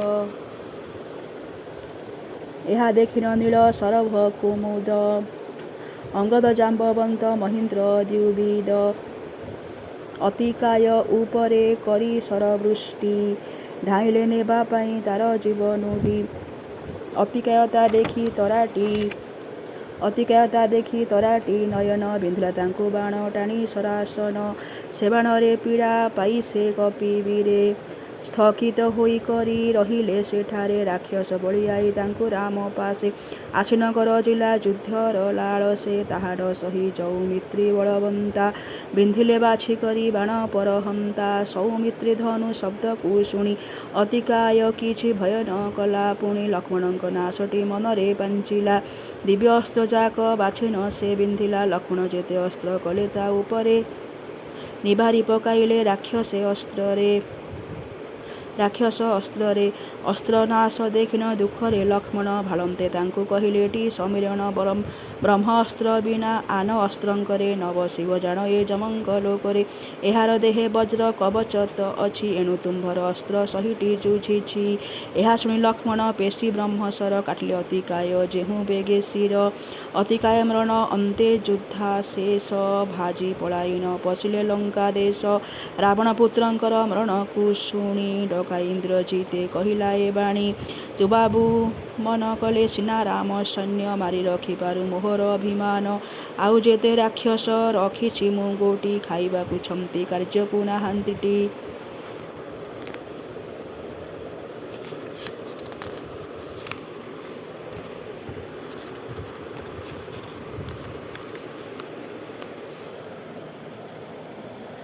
ରାବଣ ବୋଲେ ଇନ୍ଦ୍ରଜିତ ବାହାରିଲା ନିକୁମ୍ଭିଲା ବଟର ତଳରେ ମିଳିଲା। ସେ ଗଛ ମୂଳେ କଳା ଛେଳିଟାଏ ମୋଡ଼ି ମନ୍ତ୍ର ପଢ଼ିଣ ହୋମ କଲା ଘୃତ ଇଡ଼ି। ସେ ସକାଶୁ ଅସ୍ତ୍ର ଶସ୍ତ୍ରରେ ହୋଇ ଯୁତ ରଥୁଟାଏ ହୋଇଲା ସେ ଅଗ୍ନିରୁ ଜାତ। ସେ ରଥରେ ବସି ବଜାଇ ବୀର ବାଜା ଯୁଦ୍ଧେ ବାହାରିଲା ଆନନ୍ଦ କରି ମଜ୍ଜା। ବ୍ରହ୍ମାସ୍ତ୍ର ବରଗି କପିଙ୍କ ପ୍ରାଣ ହରି ରାମ ଲକ୍ଷ୍ମଣଙ୍କୁ ଦେଲା ସେ ମୋହ କରି। ତଦନ୍ତେ ବୁଲାଇ ଆପଣାର ରଥ ଲଙ୍କାରେ ହେଲା ଇନ୍ଦ୍ରଜିତ ମହାରଥ। ବାବୁ ରାବଣର ଆଗରେ ସେ କହିଲା ତୁମ୍ଭ ଶତ୍ରୁ ସୈନ୍ୟ ତୁଲରେ ଆଜି ମଲା। ସେହି ଯୁଦ୍ଧରେ କପି 67 କୋଟି ମରିଯାଇ ଭେଟିଲେ ସୂର୍ଯ୍ୟଙ୍କ ବେଟାଟି। ବିଭୀଷଣ ଦେଖିନ ରାମଙ୍କର ମୋହ ଆସିଲେ ରାମ ପାଶେ ଶୋକ ଧରି ଦେହ। ମଡ଼ାରେ ପୂରିଛନ୍ତି ସେ ଯୁଦ୍ଧ ଭୂମିଟି ପକାଇଲେ ପାଦ ପଡ଼ନ୍ତି ସେହୁ ଝୁଣ୍ଟି। ଜାମ୍ବବଙ୍କୁ ଆଗ ସଂକଳନା ସେ କଲେ ଜାମ୍ବବ ବୋଲେ ହନୁମନ୍ତେ ଅଣାଇଲେ। ହନୁମନ୍ତ ବୋଇଲେ କି କରିବି ମୁହିଁ ତାହା ମୋତେ ଆଜ୍ଞା କର ହେ ଋଷି ସାଇଁ। ଜାମ୍ବବନ୍ତ ବୋଇଲେ କ୍ଷୀର ସିନ୍ଧୁଙ୍କର ତୀରରେ ଅଛି ଦ୍ରୋଣ ନାମେ ଗିରିବର। ଇନ୍ଦ୍ର ନାମରେ ଗିରି ତହିଁକି ଲାଗିଛି ସେ ମଧ୍ୟରେ ଔଷଧ ପର୍ବତୁଟି ଅଛି। ସନ୍ଧାନ କରଣି ଯେ ବିଶଲ୍ୟ କରଣି ମୃତ୍ୟୁ ସଞ୍ଜୀବନୀ ଯେ ଶ୍ରାବଣୀ କରଣି। ତୁମ୍ଭେ ତହିଁ ଯାଇନ ଏ ଚାରି ପଦାର୍ଥ ଆଣିଲେ ଜୀବେଟି।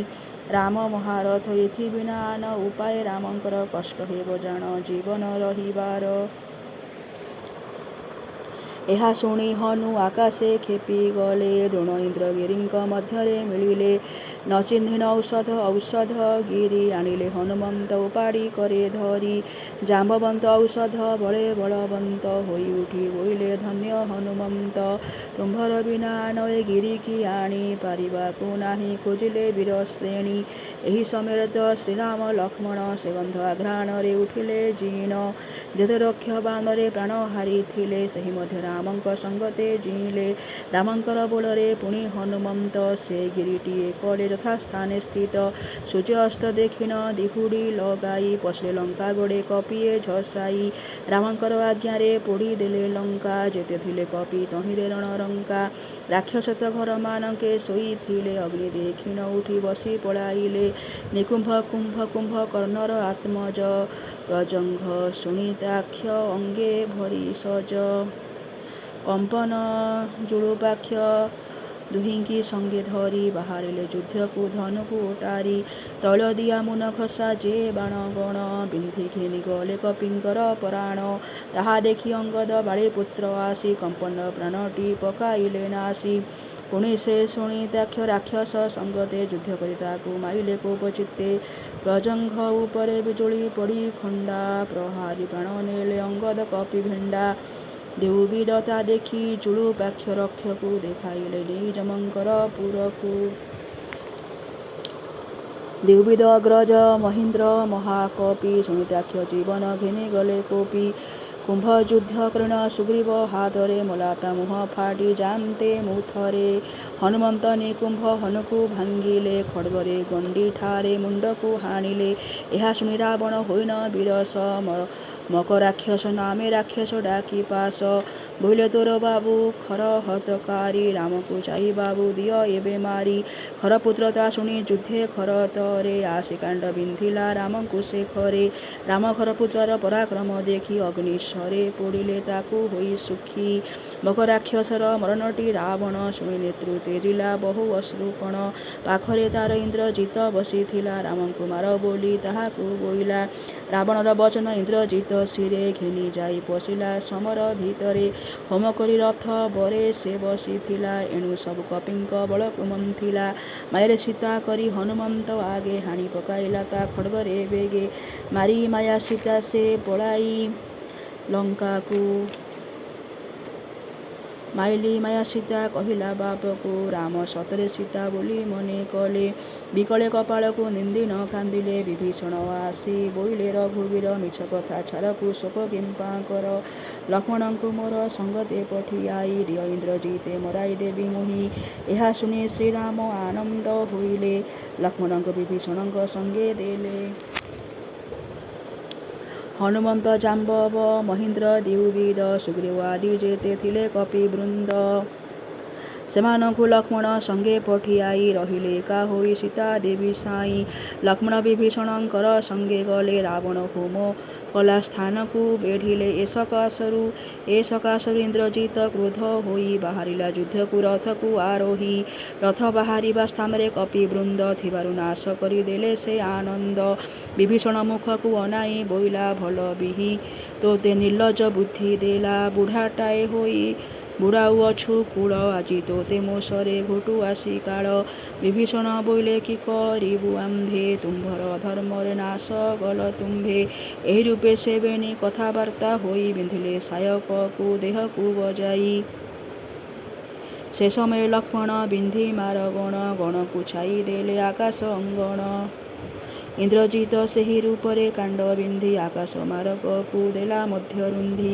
ସେ ସମୟରେ ଛାୟାପତିଙ୍କର କର ଲଙ୍କାଗଡ଼ ମଧ୍ୟରେ ନୋହିଲା ପଡ଼ିବାର ଲକ୍ଷ୍ମଣ ସଦାଘାତେ ଶତ୍ରୁଙ୍କ ବୈରୀ କହିଲା ରାକ୍ଷସେ ବିରଥୀ ହୋଇ କରି ରଥ ଚଢ଼ି କ୍ଷଣି ଆସୁଅଛି ମୋହି କ୍ଷଣେ ତୁମ୍ଭେ ଯୁଦ୍ଧ ସମ୍ଭାଳି ଥାଅ ରହି ଶ୍ରୀରାମ ଲକ୍ଷ୍ମଣ ଦୁହିଁଙ୍କର ଜୀବନ ଘେନି ଯିବ ଦେଖିବ ମୋହର କାଣ୍ଡ ମୁନ ଏହା କହି ଯାଇ ପଲକ ମାତ୍ର କରେ ରଥ ଚଢ଼ି ମିଳିଲା ଯୁଦ୍ଧେ ନିଶଙ୍କରେ କରରେ ପୁଣି ନୂଆ ଧନୁଟାଏ ଧରି ନୂଆଇ ତା ବିନ୍ଧିଲା ସର ବାଛି କରି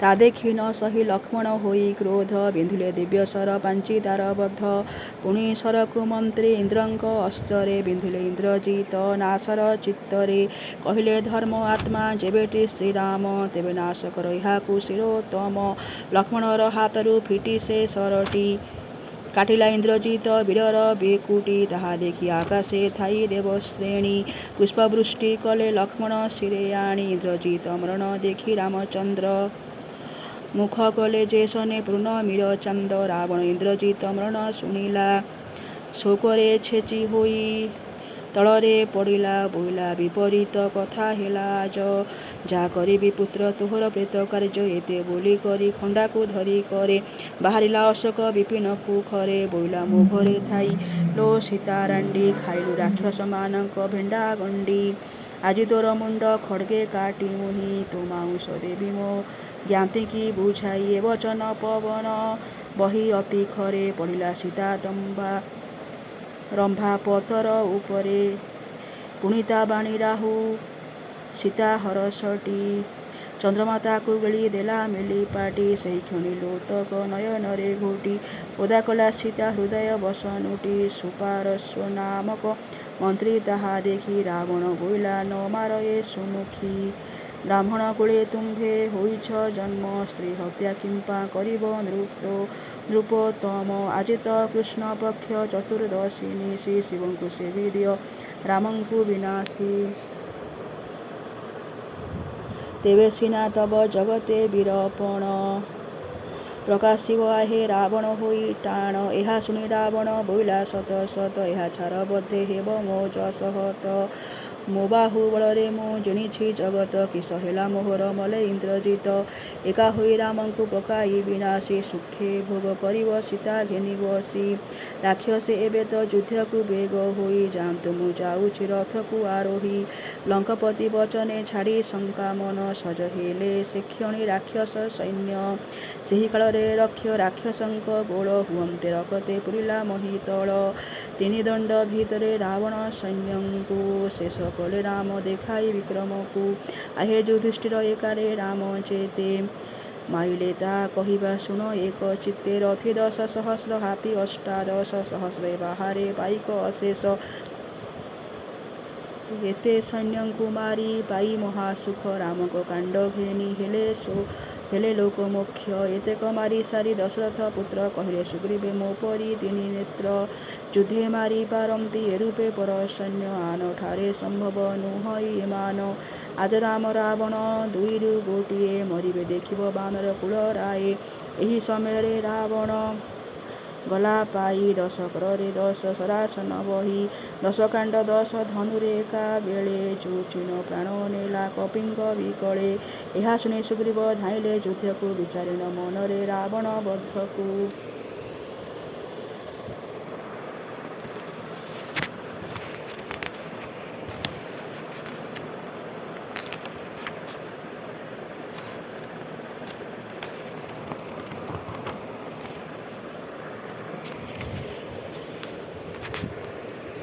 ରାବଣ ସୁଗ୍ରୀବଙ୍କ ଗଣ୍ଡିକି ଦେଖାଇ ବିନ୍ଧିଲା ମୁନ ଥିବା ବାଣକୁ ଦେଖାଇ ସେ ବାଣେ ରାବଣର ମହତ୍ଵ ରଖିଲେ ସୁଗ୍ରୀବଙ୍କ ଗଣ୍ଡିରୁ ରକ୍ତ ଚାଖିଲେ ସୁଗ୍ରୀବ ସେ ଘାତେ କିଂସୁକ ଫୁଲ ପରି ଆପଣାର ଦେହକୁ ଦେଲେ ତୁରା କରି ରାବଣ ବୋଲେ ବିରୂପାକ୍ଷ ବାହାରିଲା ସୁଗ୍ରୀବ ତୁଲେ ଯୁଝି ମରଣ ଲଭିଲା ପୁଣି ଉନ୍ମତ୍ତକୁ ବୋଇଲା ରାବଣ ଯୁଦ୍ଧରେ ଉନ୍ମତ୍ତ ତୁମ୍ଭ ଆଚରଣ ବର୍ତ୍ତନ ତ ଆଜ ଯାଏଁ କାହାରି ରହିନାହିଁ ହେ ଜଣାଯିବାରେ ମୋହରି ପୁଣିତ ତୁମ୍ଭଙ୍କୁ ମୋ ପୁତ୍ର ଇନ୍ଦ୍ରଜିତ ଠାରୁ କରିଥାଏ ଅଧିକ ସ୍ନେହ ଚିତ୍ତ ଏବେ ମୋର ନିମକ ଯୁଝିବାର ପାଇଁ ଦିଅ ହେ ସୁଗ୍ରୀବଙ୍କୁ ଯୁଦ୍ଧରେ ବଢ଼ାଇ ଜାଣି ଯୁଦ୍ଧେ ଉନ୍ମତ୍ତ ରାବଣର ମତ୍ତ ବିନ୍ଧିଲା ସୁଗ୍ରୀବକୁ ବାଣ ଅପ୍ରମିତ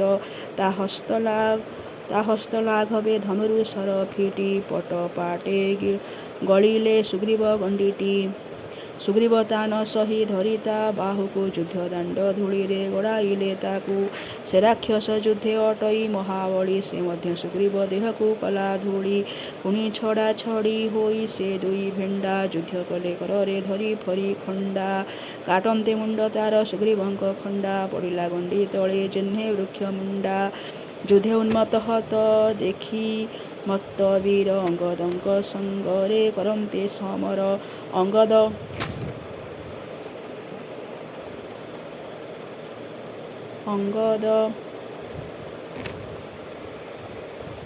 ଅମର୍ଯ୍ୟାଦା ଯୁଦ୍ଧ ତାରେ କଲେ ମର୍ତ୍ତ୍ୟଲୋକେ ଧର୍ମ ମର୍ଯ୍ୟାଦା ଦେଖାଇଲେ ଏଥୁ ଅନନ୍ତରେ ରାବଣ ତା ରଥକୁ ବୁହାଇଲେ ବେଗରେ ରାମଙ୍କ ପାଶକୁ ରାମ ରାବଣର ରଥ ଘୋଷକୁ ଶୁଣି ବିନ୍ଧିଲେ କାଣ୍ଡ ଧନୁର୍ଗୁଣ ଆଣ୍ଟେ ଟାଣି ଶେଷର ଦେଖି 10 ମଉଳି ରାବଣ ସଜ କରି ଧରି ଆପଣା ସରାସନ ସେ ସାନ ଗଣ୍ଠି କାଣ୍ଡୁଟି ମାନଙ୍କୁ ବିନ୍ଧି କରି କାଟିଲା ରାମଙ୍କ ବାଣକୁ ତାହା ଦେଖି ଲକ୍ଷ୍ମଣ କ୍ରୋଧେ ପ୍ରଚଣ୍ଡ ହୋଇକରି ବିନ୍ଧିଲେ ବାଛି ଦିବ୍ୟ କାଣ୍ଡ ଲକ୍ଷ୍ମଣଙ୍କ ଧନୁ ଶବ୍ଦ ଟାଣ ଶୁଣି ସ୍ତବ୍ଧ କର୍ଣ୍ଣ ହେଲା ସେ ବିଂଶତି ପାଣି ଲକ୍ଷ୍ମଣ ବୋଇଲେ ରାବଣ ପନ୍ତି ମୁଖ ବସୁନ ରଥେ କେତେ ଟେକୁ ଅଛୁ ମୁଖ ନିକଟରେ ଯମ ପାଶରେ ରାମ କାଣ୍ଡେ ବସିବୁ ମୋ ସ୍ତ୍ରୀଏ କାନ୍ଦିବେ ବସି ଦାଣ୍ଡେ ତା ଶୁଣି ରାବଣ ବୋଇଲା ହୋଇ ବୁଝିବା ତୋର ବଳ ଆଜ ଆରେ ବାଇ ଏତେ ବୋଲି ଗୁଣରେ କାଣ୍ଡ ଯୋଚି କରି ବିନ୍ଧିଲା ଲକ୍ଷ୍ମଣଙ୍କ ମରଣ ବିଚାରି ଲକ୍ଷ୍ମଣ ସେ କାଣ୍ଡକୁ କରି 3 ଖଣ୍ଡ ଫୁଲାଇ ଦେଲେ ଅତିଶୟ ତାଙ୍କ ପିଣ୍ଡ ପୁଣି 10 ଆନନ ଜଳି ଅତି ରୋଷେ ସେ ରାମଙ୍କୁ ସରୋଜେ ବିନ୍ଧିଲା ନିରାଶେ ଏ ବାହାରେ ଅସୁର ଅସ୍ତ୍ର ବରଗିଲା ସେ ଅସ୍ତ୍ରେ 10 ଦିଶ ଆକାଶେ ପୁରିଲା ସିଂହ ବ୍ୟାଘ୍ର ଭଲ୍ଲୁକ ଗୃଧ୍ର କରି ମୁଖ ଧରି ଧାଇଁଲେ ସେହି ଅସ୍ତ୍ରରୁ ବିଶିଖ ରାମ ପାବକାସ୍ତ୍ରକୁ ଚାପରେ ବସାଇ ଧାପେ ତା ନାସି ଦେଲେ ଅତି କ୍ରୋଧ ହୋଇ ମୟଦେବା ଅସ୍ତ୍ରକୁ ବିନ୍ଧିଲା ରାବଣ ରୁନ୍ଧିଲା ସେହୁ ଯାଇ ଆକାଶ ଅଙ୍ଗଣ ସେ ଅସ୍ତ୍ରକୁ ଗନ୍ଧର୍ବ ଅସ୍ତ୍ରେ ରଘୁପତି ପକାଇଲେ ଯୁଦ୍ଧ କାଣ୍ଡେ ତା ବଳମନ୍ଥି। ଲକ୍ଷ୍ମଣ ସେ କାଳେ ସାରଥି ଧ୍ୱଜ ଅଶ୍ୱ କାଣ୍ଡମାନଙ୍କରେ ଟି ସରଜିଲେ ନାଶ। ବିଭୀଷଣ କରରେ ଧରି ମହାଗଦା ଫିଟି କରି କଲେ ରାବଣ ରଥ ପଦା। ରାବଣ ସେ ସକାଶୁ ଭୂମେ ଛିଡ଼ା ହୋଇ ମାଇଲେ ଶକତି ଭାଇଙ୍କି କ୍ରୋଧ ବହି। ସେ ଶକ୍ତିକୁ ଲକ୍ଷ୍ମଣ ଦେଖାଇ ଶକପି କାଟି ନ ପକାଇଲେ ପଡ଼ିଲା ସେ କ୍ଷିତି। ଖଣ୍ଡିଆ ଅହି ପରି କେତେ ଦୂର ଯାଏଁ ପଡ଼ି ଗଡ଼ିଗଲା ସେ ଦେଖିଲେ ସଭିଏଁ। ଶୁଣି ଆଉ ଶକତି ଗୋଟାଏ ରାବଣ ଧଇଲା ନେବା ପାଇଁ ବିଭୀଷଣ ପ୍ରାଣ। ମୟଙ୍କ ମାୟାରେ ସେ ଅଟଇ ନିର୍ମିତ ଯମଙ୍କର କାଢ଼ି ପାରଇ ମଧ୍ୟ ଅନ୍ତ। ରାବଣ ସେ ଶକ୍ତି ଫିଙ୍ଗନ୍ତେ ରାଗରେ ଲୁଚିଲେ ବିଭୀଷଣ ଲକ୍ଷ୍ମଣ ପୃଷ୍ଠରେ। ଲକ୍ଷ୍ମଣ କେତେ ସର ତା ନାଶ ବିଚାରି ବିନ୍ଧିଲେ ନିଜ ଶରାସନକୁ ଓଟାରି। ଶେଷରେ ନୋହିଣ ଲକ୍ଷ୍ମଣ କାର୍ଯ୍ୟକାରୀ ହେଲେ ଦିହୁଡ଼ିର ଆଗରେ ଦୀପ ପରି। ଦେଖୁ ଦେଖୁ ଶକତି ଲକ୍ଷ୍ମଣ ହୃଦରେ ଗଳିନ ପାତାଳରେ ପଶିଲା ମୋଦରେ। ସେ ସକାଶରୁ ରାମ ଭାଇ ତେଡ଼େ ଭିଣ୍ଡା ପଡ଼ିଲେ ଛେଳି ହୋଇ ଫିଙ୍ଗି କାଣ୍ଡ ଖଣ୍ଡା। ଯେତେ ଥିଲେ ବାନର ବଳେ ହନ୍ତକାରୁ କାଢ଼ି ନ ପାରିଲେ ସେ ଶକତି ଦେହରୁ। ବାନରଙ୍କର ନ ପାରିବା ଦେଖି ରାମ ଲକ୍ଷ୍ମଣ ଦେହୁ କାଢ଼ି ଶକତି ଉତ୍ତମ ଦୁଇ ହାତରେ ଧରି ଦୁଇ ଖଣ୍ଡ କରି ଭାଙ୍ଗି ପକାଇଲେ ହୃଦୟରେ କ୍ରୋଧ ଧରି। ସେ ସମୟ ରାବଣ ରାମଙ୍କର ପିଣ୍ଡେ ଛାଇ ଦେଲା ଟିକେ ନ ଛାଡ଼ି ଚମକାଣ୍ଡେ। ରାମ କ୍ରୋଧରେ ଧରି ବୈଷ୍ଣବ ଧନୁ ପିଡ଼ାଟି ସରଜିଲେ ରାବଣର ତନୁ। ରାମଙ୍କର କାଣ୍ଡକୁ ରାବଣ ନ ସହି ପଳାଇଲା ପଛକୁ ମୁହଁ ମୋଡ଼ି ଦେଇ।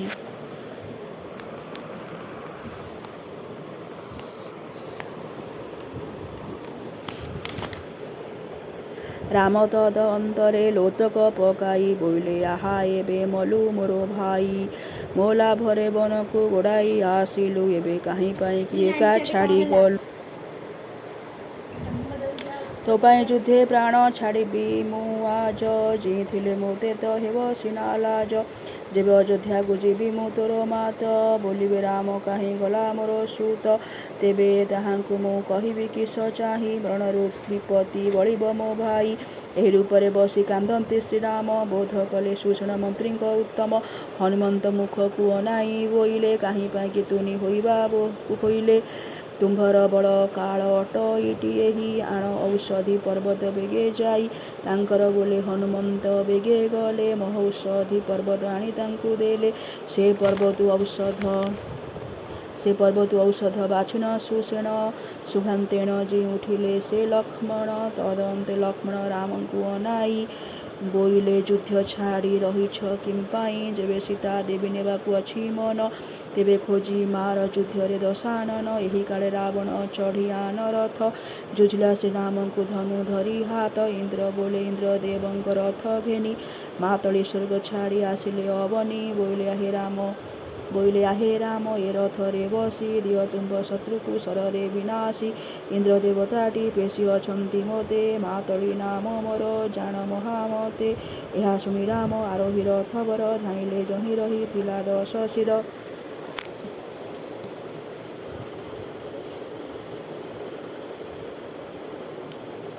ଅନ୍ୟୋନ୍ୟରେ ଦୁହେଁ ହୋଇଟି ବିନ୍ଧାବିନ୍ଧି ଆକାଶ ମାର୍ଗୁ ଟିକି ଦେଲେ ସରେ ରୁନ୍ଧି।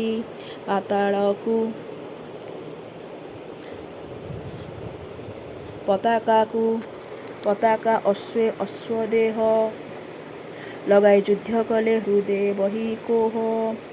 ରାବଣ ସେକାଳେ ଆଶ୍ଚର୍ଯ୍ୟ କର୍ମ କଲା ରାମଙ୍କର ଧ୍ୱଜକୁ କାଟି ପକାଇଲା।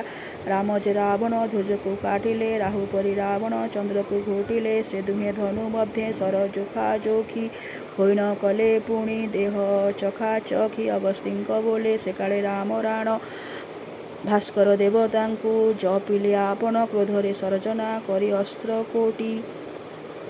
କାଟିଲେ ରାବଣର 10ଟି ମୁଣ୍ଡଟି ତେବେ ହେଲେ ତାର ନୋହିଲା ଯହୁଁ ନାଶ। ନ ପାରିବି ବୋଲି ଶ୍ରୀରାମ କଲେ ତ୍ରାସ।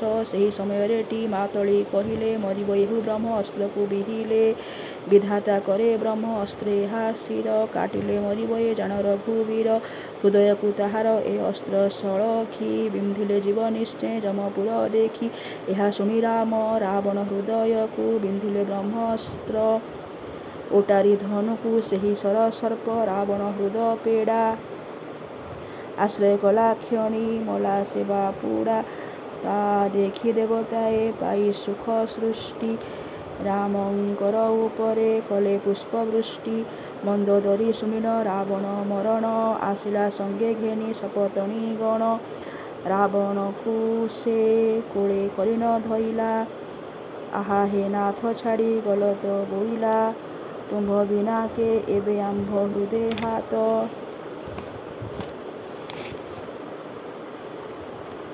ଦେବକୀ ନା କହ ତ ଆହେ ଦଶ ମାଥ। ପୁଣି ତ ତୁମ୍ଭଠାରେ ଦୋଷୀ ହୋଇ ନାହିଁ। କାହିଁକି ରହିଅଛ କଥାକୁ ନ କହି। ଜାଣୁଛି ବିଷ୍ଣୁ ରାମ ରୂପରେ ଏଠାକୁ ଆସି କରି ନେଲେ ତୁମ୍ଭର ଜୀବନକୁ। ପୁଣି ବାହୁ ବେନିରେ ଧୂଳିକି ସାଉଁଟି ମାଇଲା ମୁଣ୍ଡେ କର ମୟର ବେଟିଟି। ଏହି କାଳେ ରାମ ବୋଇଲେ ବିଭୀଷଣ ପୋଡ଼ି ଦିଅ ଅଗ୍ନିରେ ପକାଇ ରାବଣ। ତୁମ୍ଭ ବୋହୂମାନଙ୍କୁ ଘରେ ପଠିଆଇ ଦିଅ ମୋହର ବୋଲେ। ବେଗ ହୋଇ ଯାଇ ଏହା ଶୁଣିଲ ବିଭୀଷଣ ବେଗେ ଗଲେ। ବୋହୂଙ୍କୁ ପଠିଆଇ ଭାଇଙ୍କି ପୋଡ଼ିଲେ।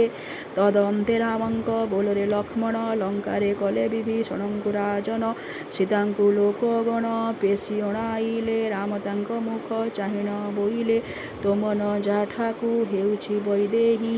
ତାହାକୁ ଆଶ୍ରୟ କର ବୋଲୁଅଛି ମୁହିଁ। ସୀତା ବୋଇଲେ ହେ ଲକ୍ଷ୍ମଣ କି ବିଚାର। ଅଗ୍ନି ଜାଳି ଦିଅ ଦହିବି ମୋ ଶରୀର। ରାମ ସନ୍ମତେ ଲକ୍ଷ୍ମଣ ଅଗ୍ନି ଜାଳି ଦିଆଇଲେ ତହିଁ ପଶିଲେ ମୈଥିଳୀ। ସେହି କାଳେ ରୁଦ୍ର ଇନ୍ଦ୍ରାଦି ଦେବତାଏ ବ୍ରାହ୍ମଣେ ଆଗ କରି ଆସିଲେ ସଭିଏଁ। ରାମଙ୍କୁ ବୋଇଲେ ହେ ଆମ୍ଭର ଠାକୁର ହୋଇ ଏଡ଼େ ଅନ୍ୟାୟ କିମ୍ପାଇଁ ତୁମ୍ଭର। ସୀତା ତ ମହାଲକ୍ଷ୍ମୀ ତୁମ୍ଭର ଭାରିଜା। ତାଙ୍କଠାରେ କିମ୍ପାଇଁ ନ ପାଉଛି ମଜ୍ଜା। ଆସିଛନ୍ତି ଆମ୍ଭ ସଙ୍ଗତେ ତୁମ୍ଭ ପିତା। ତାହାଙ୍କୁ ଦେଖ ଏବେ ରଘୁକୁଳ କର୍ତ୍ତା। ଦେଖି ରାମ ଦଶରଥଙ୍କର ବଦନ। ତାଙ୍କ ପାଦ ବେନିରେ କଲେ ସେ ବନ୍ଦନ। ଦଶରଥ ବୋଇଲେ ବାବୁ ତୋହ ଘେନି ବସିଅଛି ଏବେ ଇନ୍ଦ୍ରଙ୍କ ରାଜଧାନୀ।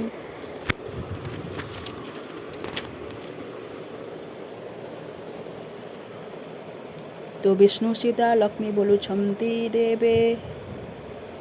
ସୀତାଠାରେ ଶଙ୍କା ନ କର ମନେ ଲବେ। ଏହି ସମୟରେ କୋଳରେ ଧରି ସୀତା ସମର୍ପିଲେ ରାମଙ୍କୁ ସେ ଅଗ୍ନି ଦେବତା। ରାମ ପୁଣି ପାଇନ ସୀତା ଚନ୍ଦ୍ରମୁଖୀ। ହୋଇଲେ ମାନସରେ ଅତିଶୟ ସୁଖୀ। ଇନ୍ଦ୍ରଙ୍କୁ ବୋଇଲେ ମୋ ପାଇଁ କପି ପ୍ରାଣ। ଛାଡ଼ିଛନ୍ତି ଯେତେକ ଦିଅ ଜୀବଦାନ। ରାମଙ୍କ ବୋଲେ ଇନ୍ଦ୍ର ବରଷି ଅମୃତ। ମଲା କପିମାନଙ୍କୁ ଦେଲେ ସେ ଜୀବିତ। ରାମଙ୍କ ଠାରୁ ଦେବେ ମେଲାଣି ହୋଇଲେ। ଯେ ଯାହାର ଘରରେ ଯାଇ ନ ରହିଲେ। ଏଥୁ ଅନ୍ତେ ରାମ ବିଭୀଷଣଙ୍କ ବୋଲେ ବସିଲେ ପୁଷ୍ପଯାନେ ସୀତା ଘେନି କୋଳେ। ବିଭୀଷଣ ସୁଗ୍ରୀବ ଘେନି ନିଜ ସୈନ୍ୟ ଆରୋହିଲେ ଯାଇ ହେ ରାଜନ ସେ ଯାନ। ରାମ ବୋଲେ ଯାନ ଉଡ଼ନ୍ତେ ଆକାଶରେ। କହିଲେ ରାମ ଚାହିଁ ସୀତାଙ୍କୁ ହର୍ଷରେ। ଏହିଠାରେ ରାବଣ କଲି ମୁହିଁ ହତ। ଏଠାରେ ଲକ୍ଷ୍ମଣ ପାଇଲେ ଶକ୍ତିଘାତ। ଏହିଠାରେ ଇନ୍ଦ୍ରଜିତଙ୍କୁ ମୋର ଭାଇ ମାଇଲାଟି ହେ ସଖୀ ବଳକୁ ଦେଖାଇ। ଏହିଠାରେ ତ ଇନ୍ଦ୍ରଜିତ ମହାବୀର ମାୟାରେ ନାଶ କଲା ତୋହର ଶରୀର। ଏହିଠାରେ ମକ ରାକ୍ଷସଙ୍କୁ ମାଇଲେ ମୁହିଁ ବିନ୍ଧି ପାବକ ଅସ୍ତ୍ରକୁ। ଏହିଠାରେ କୁମ୍ଭକର୍ଣ୍ଣର ବେନି ପୋଏ କପିଙ୍କି ଘେନି ଭେଟି ଗଲେ ଯମରାଏ। ଏହିଠାରେ ଟି ମାୟା ବ୍ରହ୍ମ ଅସ୍ତ୍ରଘାତେ ପଡ଼ିଥିଲି ମୁହିଁ ଅଜ୍ଞାନ ଧରି ଚିତ୍ତେ। ଏହିଠାରେ ଦତି କାୟର ଜୀବନ ଘେନିଲେ ବ୍ରହ୍ମାସ୍ତ୍ର। ପେଶିଟି ଲକ୍ଷ୍ମଣ ତାର ସଙ୍ଗେ ପାଞ୍ଚ ରଥୀ ଆସିଥିଲେ। ମର୍କଟେ ତାଙ୍କ ପ୍ରାଣ ହାତରେ ମନ୍ଥିଲେ। ଏହିଠାରେ ଯେ କୁମ୍ଭକର୍ଣ୍ଣର ମୁଣ୍ଡଟି କାଟିଥିଲି ମୁହିଁ ତ ବରଷି କାଣ୍ଡୁଟି। ପ୍ରହସ୍ତକୁ ନୀଳ ମାଇଲେ ଏହିଠାରେ ପ୍ରହାର କରି ତାର ମୁଣ୍ଡରେ ପଥରେ। ଏହିଠାରେ ହନୁ ଅଙ୍ଗଦ କପି ମୁଖ୍ୟ ମାଇଲେ ଯୁଦ୍ଧେ ଶୁଣି ତାକ୍ଷ ବିରୂପାକ୍ଷ। ଏହିଠାରେ ନାଗ ପାଶରେ ହୋଇ ବନ୍ଧା ପଡ଼ିଥିଲୁ ଛାଡ଼ିନ ଧନୁ ସରସନ୍ଧା। ଦେଖ ସଖୀ ତୋ ପାଇଁ ସମୁଦ୍ର ବାନ୍ଧିଛି ବ୍ୟକ୍ତ ହୋଇ ଏ ତ ଜଣାଯାଉଅଛି। ଏଠାରେ କୁଶ ଶଯ୍ୟା କରିନ ଶୋଇଲି ବରୁଣ ଦେବତାଙ୍କୁ ନୟନେ ଦେଖିଲି। ଏଠାରେ ସୁଗ୍ରୀବଙ୍କ ସଙ୍ଗେ ହେଲିମିତ ତାଙ୍କ ଛଳେ କଲି ବାଳିକି କାଣ୍ଡେ ହତ ଏହି ମାଲ୍ୟବନ୍ତ ପର୍ବତରେ ମୁଁ ଥାଇ ତ ଗୁଣକୁ ଗୁଣି କାନ୍ଦିଲି ବୈଦେହୀ। ଏଠାକୁ ଦିଶୁଛି କିଷ୍କିନ୍ଧ୍ୟା ରାଜଧାନୀ ଦେଖ ଦେଖ ଭଲ କରି ଆଗୋ ସଜନୀ। ସୀତା ବୋଇଲେ ଆହେ ଶୁଣ ରଘୁଈଶ ଦେଖିବି ତାରାଙ୍କୁ ମୁଁ ଘେନାଇଟି ଆସ।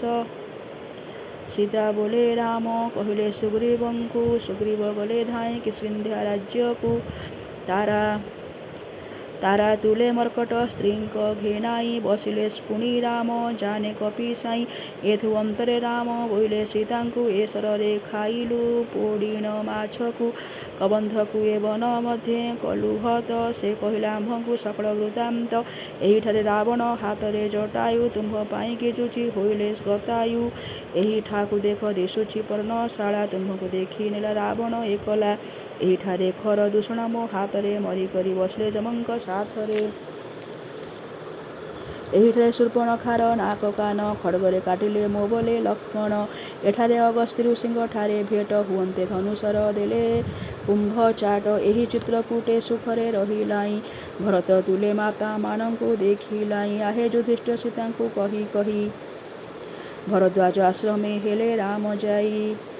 ଭରଦ୍ୱାଜ ଋଷିଙ୍କି ନମସ୍କାର କଲେ ସେ ରାତିକ ତାହାଙ୍କ ପାଶରେ ରହିଲେ। ସେ ମୁନି ରାବଣର ଶୁଣିନ ମରଣ ପୂଜା କଲେ ରାମଙ୍କୁ ଆନନ୍ଦ ଧୀନ। ରାମ ବୋଲେ ହନୁ ସେଠାରୁ ବାହାରିଲେ ଭରତଙ୍କୁ ରାମ ଆସୁଛନ୍ତି କହିଲେ। ଭରତ ରାମଙ୍କ ଆସିବା ଶୁଣି କରି ବାହାରିଲେ ବାଟେ ପାଛୋଟି ସୈନ୍ୟ ଧରି।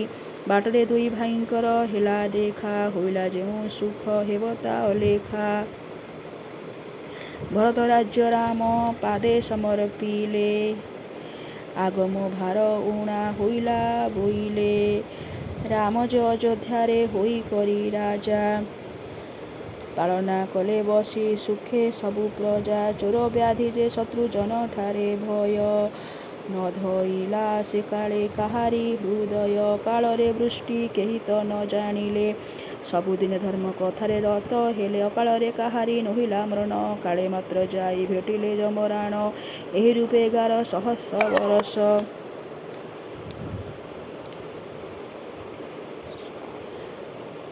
ପାଳିଲେ ଅଯୋଧ୍ୟାକୁ ରଘୁକୁଳ ଈଶ।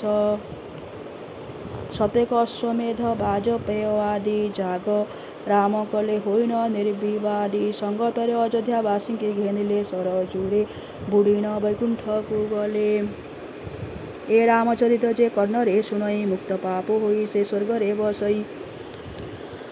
ଅପୁତ୍ରିକ ଲୋକ ଶୁଣିଲେ ପାଏ ପୁତ୍ର ପବିତ୍ର କରି ଦେଇ ଆପଣାର ଗାତ୍ର। ଆହେ ଯୁଧିଷ୍ଠିର ପାଣ୍ଡବ ନରବର ଶୁଣିଲ ତ ଚରିତ ରାମଚନ୍ଦ୍ରଙ୍କର ତୁମ୍ଭଠାରୁ ଅଧିକ ଦୁଃଖକୁ ସେ ପାଇ।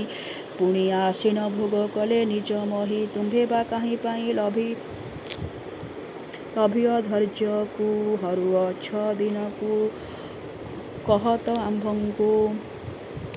ତୁମ ଭାଇ ଅର୍ଜୁନ ଅତି ବଳବନ୍ତା ସେ ଥିବାରେ କିମ୍ପା ହେଉଛି ଏଡ଼େ ଚିନ୍ତା। ଗାଣ୍ଡିବ ଧନୁ ମଧ୍ୟେ ଯୋଚି ଦିବ୍ୟ କାଣ୍ଡ ଧୃତରାଷ୍ଟ୍ର ବଧୂଙ୍କୁ କରିବେ ସେ ରାଣ୍ଡ। ଯେବେ କ୍ରୋଧେ ଯୁଝିବେ ଭୀମ ବାତ ଚାଟ ଜାଣ ସାରି ଦେବେ ସେ ଦୁର୍ଯ୍ୟୋଧନ ଲଟ। ନକୁଳ ସହଦେବ ଆଗେ ଯୁଝିବାକୁ ଯୁଦ୍ଧରେ ନ ଦେଖେ ତ କୁରୁରେ କାହାକୁ। ଇନ୍ଦ୍ର ବଜ୍ର ଧରି ଯୁଝିଲେ ଅର୍ଜୁନଙ୍କୁ ହାରି ନ ପଳାଇବେ ଲାଜରେ ସ୍ୱର୍ଗକୁ। ଏ ରୂପେ ତୁମ୍ଭ ଭାଇ ମାନେ ତୁମ୍ଭ ଯାହା ହୋଇଛନ୍ତି କିମ୍ପା ଡରୁଛ ନର ନାହା। ଦ୍ରୌପଦୀଙ୍କି ଜୟଦ୍ରଥ ତ ନେବା କ୍ଷଣି ଦେଖିଲ ତାହାଙ୍କୁ ଆଣିଲେ ରଣେ ଜିଣି। ଅସହାୟ ହେବାରୁ ସୀତାକୁ ରାବଣ ନେଲା ସେ ଘେନି ରାମ ପାଇଲେ କାରୁଣ। ସୁଗ୍ରୀବ ସହାୟରୁ ରାବଣ କୁମାରୀ ପୁଣି ସେ ଭୋଗ କଲେ ଜନକ କୁମାରୀ। ଯୁଧିଷ୍ଠିର ବୋଇଲେ ମୃକଣ୍ଡୁଙ୍କ ସୁତ ଯା କହୁଛ ଏ କଥା ଅଟଇ ଉଚିତ। ହୋଇଲା ଆସି ରାମ ଉପାଖ୍ୟାନ ଶେଷ ଶୁଣିଲେ ଲୋକ ଏହା ବଢ଼ଇ ଆୟୁଷ। ଆହେ ରାମଚନ୍ଦ୍ର କୋଦଣ୍ଡ ଚାପଧାରୀ ସୀତା ଦେବୀଙ୍କର ଯେ ହୃଦୟ ବିହାରୀ।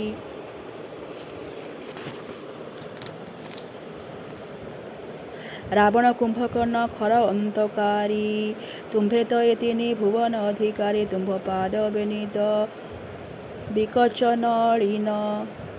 ବିକଚ ନଳିନ ଏଣୁ ସେ ଯୋଗୀ ମନ ଭୃଙ୍ଗଙ୍କ ବନ୍ଦନ ସେବା ଦେ ଦୟା କରି ହେ ରଘୁନନ୍ଦନ ରଖା ନେଇ ନୃପ କୃଷ୍ଣ ସିଂହ ମନ